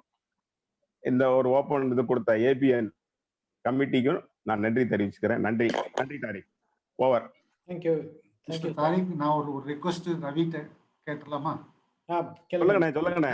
ரவி, நான் என் தோட்டத்துக்கு பக்கத்துல ஒரு ஃபார்மர் என்கிட்ட என்னை பார்த்து சொல்லி கொடுத்துட்டு போனாரு. அவர்கிட்ட 3300 நெல்லி மரம் இருக்கு, 10 years ஓல்டு. போன வருஷம் நான் அவருக்கு ப்ராடக்ட் பூராத்தையும் நானே தான் விற்றேன். அது வந்து 15 ரூபாயிலேருந்து 20 ரூபாய் ஃபார்ம் கேட்ல விற்றுருக்கோம் நெல்லிக்காய். சரிண்ணா. நெல்லிக்காயை வந்து டீகார்க்கிங் மிஷின் ஒன்று இருக்கு, அதுக்கப்புறம் பல்வரைசர்னு ஒன்று இருக்கு. நாங்கள் இது சோலார் ட்ரையர் போட்டு டீகார்க் பண்ணிட்டு பல்வரைஸ் பண்ணிட்டு பாக்கெட் போட்டு விற்றோம்னா 300 ரூபாய். அதாவது ஒரு 15 கிலோ 20 கிலோ நெல்லிக்காய் டீகார்க் பண்ணிட்டோம்னா ஒரு 300 ரூபாய் காஸ்ட் வரப்போகுது. 300 ரூபாய் வரப்போகுது. டீகார்க்கிங் சார்ஜ், பல்வரைசிங், பேக்கிங் சார்ஜ் எல்லாம் சேர்த்தா கூட 500 ரூபாய் தான் வரப்போகுது. ஆனால் 1000 ரூபாய் விற்கிது ஒரு கிலோ நெல்லி பவுடர். அதனால அந்த மாதிரி டீகார்க்கிங் மிஷின் அண்ட் பல்வரைசர் மிஷின் அதெல்லாம் நீங்க ஏதாவது அனலைஸ் பார்த்து நல்ல விதமா பார்த்து அனலைஸ் பண்ணி பெட்டர்னு ரெடி பண்ணி சொல்ல முடியுமா? ஆனா இப்ப வந்து மேபிஸ்ல அதெல்லாம் பண்றாங்கன்னா நம்ம நீங்க சிவகுமார் சாரை கான்டாக்ட் பண்ணீங்கன்னாவே இது பண்ணிடுவாரு. இல்லைன்னா நீங்க என்னை கான்டாக்ட் பண்ணி சொல்லுங்க. ஐ வில் அவரை வந்து சிவகுமார் சார்ட்ட கூப்பிட்டு போய் இன்ட்ரடியூஸ் பண்ணிடுறேன். சிவகுமார் லைன்ல இருக்காரா இல்லையான்னு தெரியல, இருந்தாலும் ஐ வில் அரேஞ்ச். நான் கண்டிப்பா பண்ணிடலாம். அமலா பவுடருக்கு டிமாண்ட் இருக்குன்னா எங்களோட இன்னொரு இன்குபேட்டிஸ் அமலா பவுடர் மார்க்கெட் பண்ணிட்டு இருக்காங்க. ஃபார் யுவர் இன்ஃபர்மேஷன், பாண்டியன் டைனாஸ்டிக்ஸ் சொல்லி அவங்க வந்து இப்ப எக்ஸ்போர்ட் தான் பண்ணிட்டு இருக்காங்க. நம்ம அவங்ககிட்ட கூட லிங்க் கொடுக்கலாம். Shivakumar sir, yeah sir, this is to Padmanabhan sir, Dr. Padmanabhan. Is it there sir? Yes, yeah, he's there. Please go ahead. Sir, Padmanabhan sir, நீங்க year on year நீங்க increase is about 25% in India ன்னு சொன்னீங்க. இந்த இன்க்ரீஸுக்கு ஒன்னு farm land producer increase பண்றதுக்கு everybody should go for cultivation or we have to go for hybrid. இதுல எது ஜெயிக்கும் இந்த நியர் ஃபியூச்சர்ல? It's a good question and very complex question. எல்லாரும் ஆர்கானிக் ஃபார்மிங் சொல்லிட்டு இருக்காங்க, அதனால அந்த ஒரு கேள்வி வந்தது சார். ரெண்டுத்துக்குமே நான் ஆன்சர் பண்றேன் சார். இப்போ நீங்க வந்து இந்த ஃபார்ம் லேண்டுன்னு பாத்தீங்கன்னா 1950ல ஸ்டாட்டிஸ்டிக்ஸ் எடுத்து பார்த்தா எவ்ரி இண்டிவிஜுவல் 2.42 ஹெக்டேர்ன்ற ஒரு holding per capita land holding அப்படின்ற மாதிரி இருந்துச்சு. இப்போ நீங்கள் வந்து அடுத்தது வந்து 2030ல பார்த்தீங்கன்னா இட் ஷிங்ஸ் டு 1.22 ஹெக்டேர்னு குறைஞ்சிருச்சு. ஸோ ஆல்மோஸ்ட் இப்படியே இந்த ஸ்பீட்லேயே போச்சுன்னா 2050ல it is even lesser than 1 hectare per capita. அப்படின்னும் போது ஒரு பக்கம் குளோபல் பாப்புலேஷன் கூடுது, we need more production, more grains, more output. So அதுக்கு தான் நம்மளுக்கு கேட்டர் பண்ணுறதுக்கு இப்போ various technology intervention in the name of hydroponics or green house cultivation, minimal area and maximum production. For example Israeli production பார்த்தீங்கன்னா 80 to 120 tons per hectare ஒரு acre of green ஹவுஸில் பண்ணுறான். அதே நம்ம சேம் இங்கே க்ரீன் ஹவுஸில் போட்டால் கூட we are not achieving 60 to 70 tons per hectare அந்த same green house unit area. So அதை நம்ம மேட்ச் பண்ணாலே scientific intervention and technology intervention, if we match the maximum output, the maximum production means we can cater the supply. அப்புறம் இன்னொரு question please repeat. அந்த land area increase பண்ணலாம், இல்லன்னா we have to go for a hybrid. ஹைபிரிட்ல production ஜாஸ்தி கிடைக்கும். Already we are having sophisticated hybrids. We have super specialized hybrid seeds, hybrid varieties and planting material. Okay, so no doubt about all this seed என்ன அப்ராட்ல இருக்குதோ அதே seeds அதே இது நம்மள்ட்ட இருக்குது. வியட்நாமி farmers getting more income than our farmers. I am talking about paddy. So paddy ecosystem நான் க்ளோஸா work பண்றதுனால சொல்றேன்.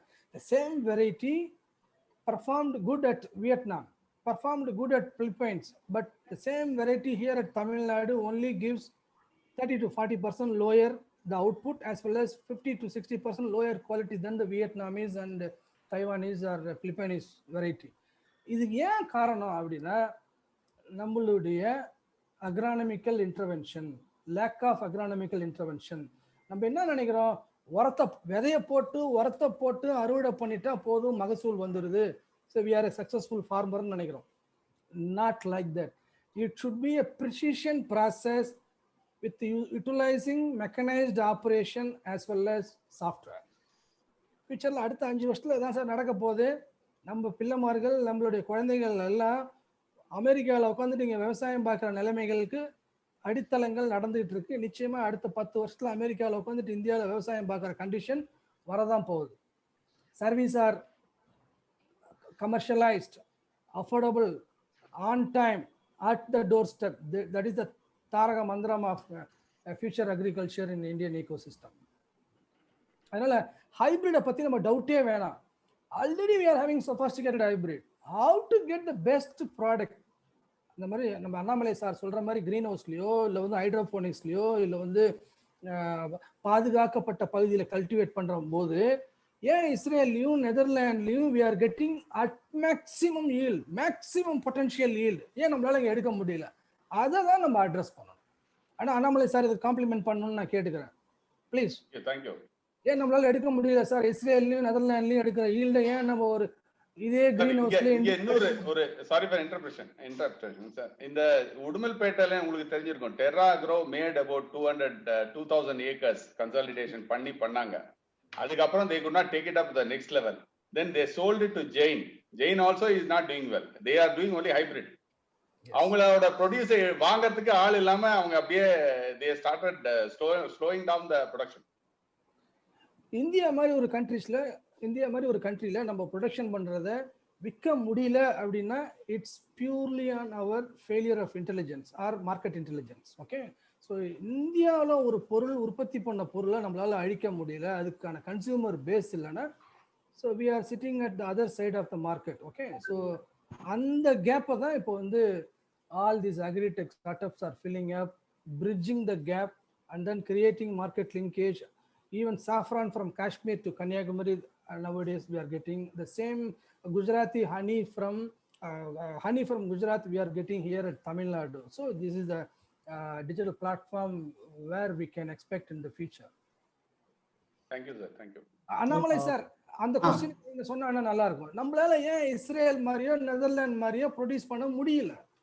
அது வர்றதுக்கு முன்னால இப்ப ஸ்ரீகுமார் சார் கேட்டார்ல ஒரு சில அதுவும் சொல்லிடுறேன், அதுக்கு வரேன். ஸ்ரீகுமார் சார் கேட்டாரு, ஜெயின் எடுத்துட்டாங்க உடுமலைப்பேட்டையில, அவங்களாலையும் சக்சஸ்ஃபுல்லா பண்ண முடியலன்னு சொன்னார்ல. உடுமலைப்பேட்டையில ஜெயின் டேக் ஓவர் பண்ணதுக்கு அப்புறம் ஹை டென்சிட்டி பிளான்டிங்னு முதல்ல பண்ணாங்க மேங்கோ. அதுக்கப்புறம் அல்ட்ரா ஹை டென்சிட்டி பிளான்டிங்னு பண்ணாங்க. பக்கத்துல செடியை வச்சு ப்ரூனிங் பண்ணி ரொம்ப சக்சஸ்ஃபுல்லா பண்ணாங்க. என்ன ஐடியால அவங்க போனாங்க, ஏன் எங்க ஃபிளாப் ஆச்சுன்னா அதை பேஸ் பண்ணி அவங்க பிரைவேட் ஃபார்மர்ஸையும் என்கரேஜ் பண்ணாங்க. ஹை டென்சிட்டி பிளான்டிங் பண்ணுங்க மேங்கோ, நாங்க we will buy back, we will buy your mango from you அப்படின்னு சொல்லிட்டு நிறைய ப்ரொமோட் பண்ணாங்க. நான் கூட ஒன் ஆஃப் த ஃபார்மர்ஸ் அதில் போட்டேன், ஹை டென்சிட்டி பிளான்டிங் பண்ணேன்.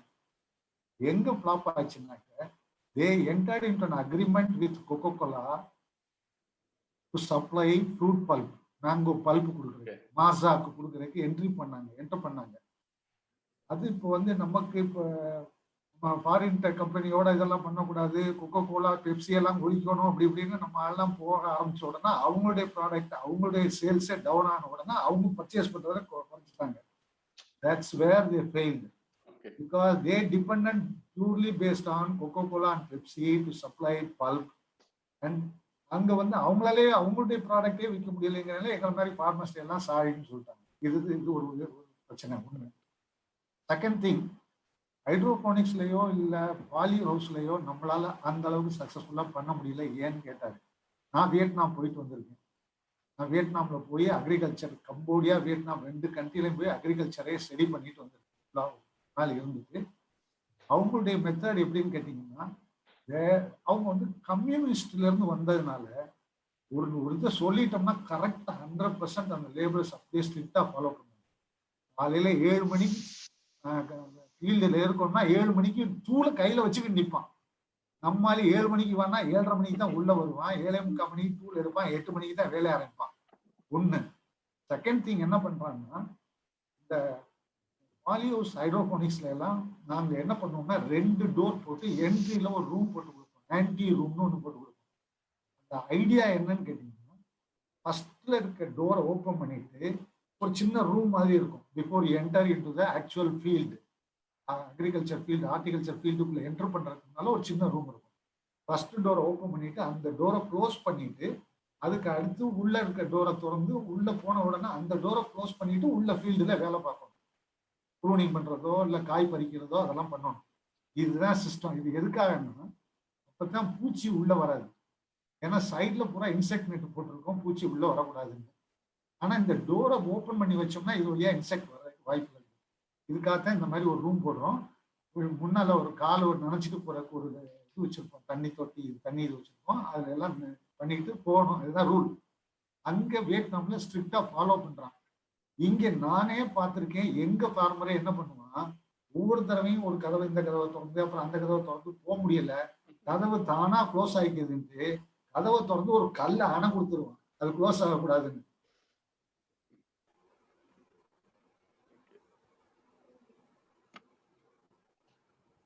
கனெக்ஷன் இதா இருக்குங்க. Thank you, sir.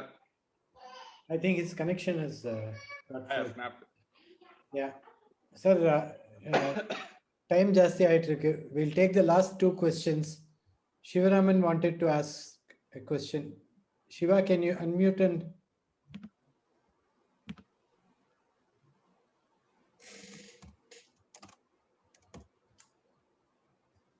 Shiva, can you unmute? Is there anyone else to take the last question? We'll take the last. Sir, Pratap here, sir. I have a question. Okay. Sir, I have a question to Padmanabhan, sir. Sir, நம்ம வந்துட்டு why we are always dependent on a traditional crops. இப்போ பார்த்தீங்கன்னா like kho kho, vanilla இதெல்லாமே வந்துட்டு பார்த்தீங்கன்னா high return yielding crops. So நம்ம கோகோனட்லேயோ இல்லை இதுக்கு நடுவுலையோ இன்டர் கிராப்ஸாக கூட போடலான்றாங்க. But are we doing enough of such activities to increase the farm produce or returns from farm? So region specific, people are doing all these niche crop. For example, Coimbatore based group, one Mr. Mahendran, I think so. He is doing vanilla promotion across the country. He is doing quality products of vanilla. இந்த மாதிரி traditional கிராப்னு சொல்லலாம். Traditional crop success rate is more than the niche crop. So niche கிராப்ல என்னன்னா buyback and market linkage is assured, means we can try all this niche crop, cocoa or vanilla, etc. Okay, so farmers are ready to put all this niche crop, even high investment cost in the kuda farmers are ready to put. Okay, but the thing is at the end of the day traditional crop ஒரு நெல்லையே அவங்களால வந்து சரியான விலைக்கு சரியான நேரத்தில் விற்க முடியலன்னும் போது இந்த மாதிரி ஹை இன்வெஸ்ட்மெண்ட் கிராப்ஸ் போடும்போது அவங்களுடைய cost involved is at risk. So அதனால் இந்த என்டையர் சப்ளை செயினையும் கண்ட்ரோல் பண்ணி இல்லை இதில் அவேர்னஸ் இருந்து இதில் மார்க்கெட் லிங்கேஜ் சப்போர்ட் இருக்கிறவங்க they are doing. So it is all only possible through cooperative farming or contract farming with agreements. நான் சொல்கிறேன் இந்த vanilla, even you can Google it, Mahendran from Coimbatore. I think he is also associating with one of the party in Tamil Nadu. He is a doctor, but he is promoting vanilla at a large extent. So I heard about him. I never met him. I heard about him. He is doing good job in vanilla promotion. He is the monopoly in vanilla in Tamil Nadu. I think in the whole country. Organic vanilla is producing. Fine. Thank you, sir. The last question from Shivaraman. Sir, sir thank you Tariq sir. Sir என்னோட question வந்து அண்ணாமலை சாருக்கு.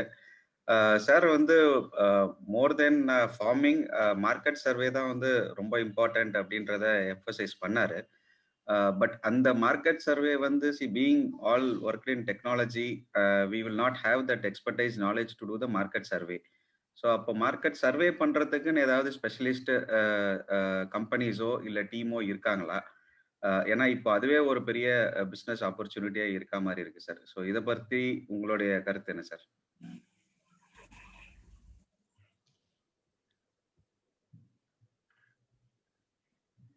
Sir இந்த question வந்து நான் Annamalai sir கேட்டிருக்கேன். Annamalai has got some signal problem. He's not there.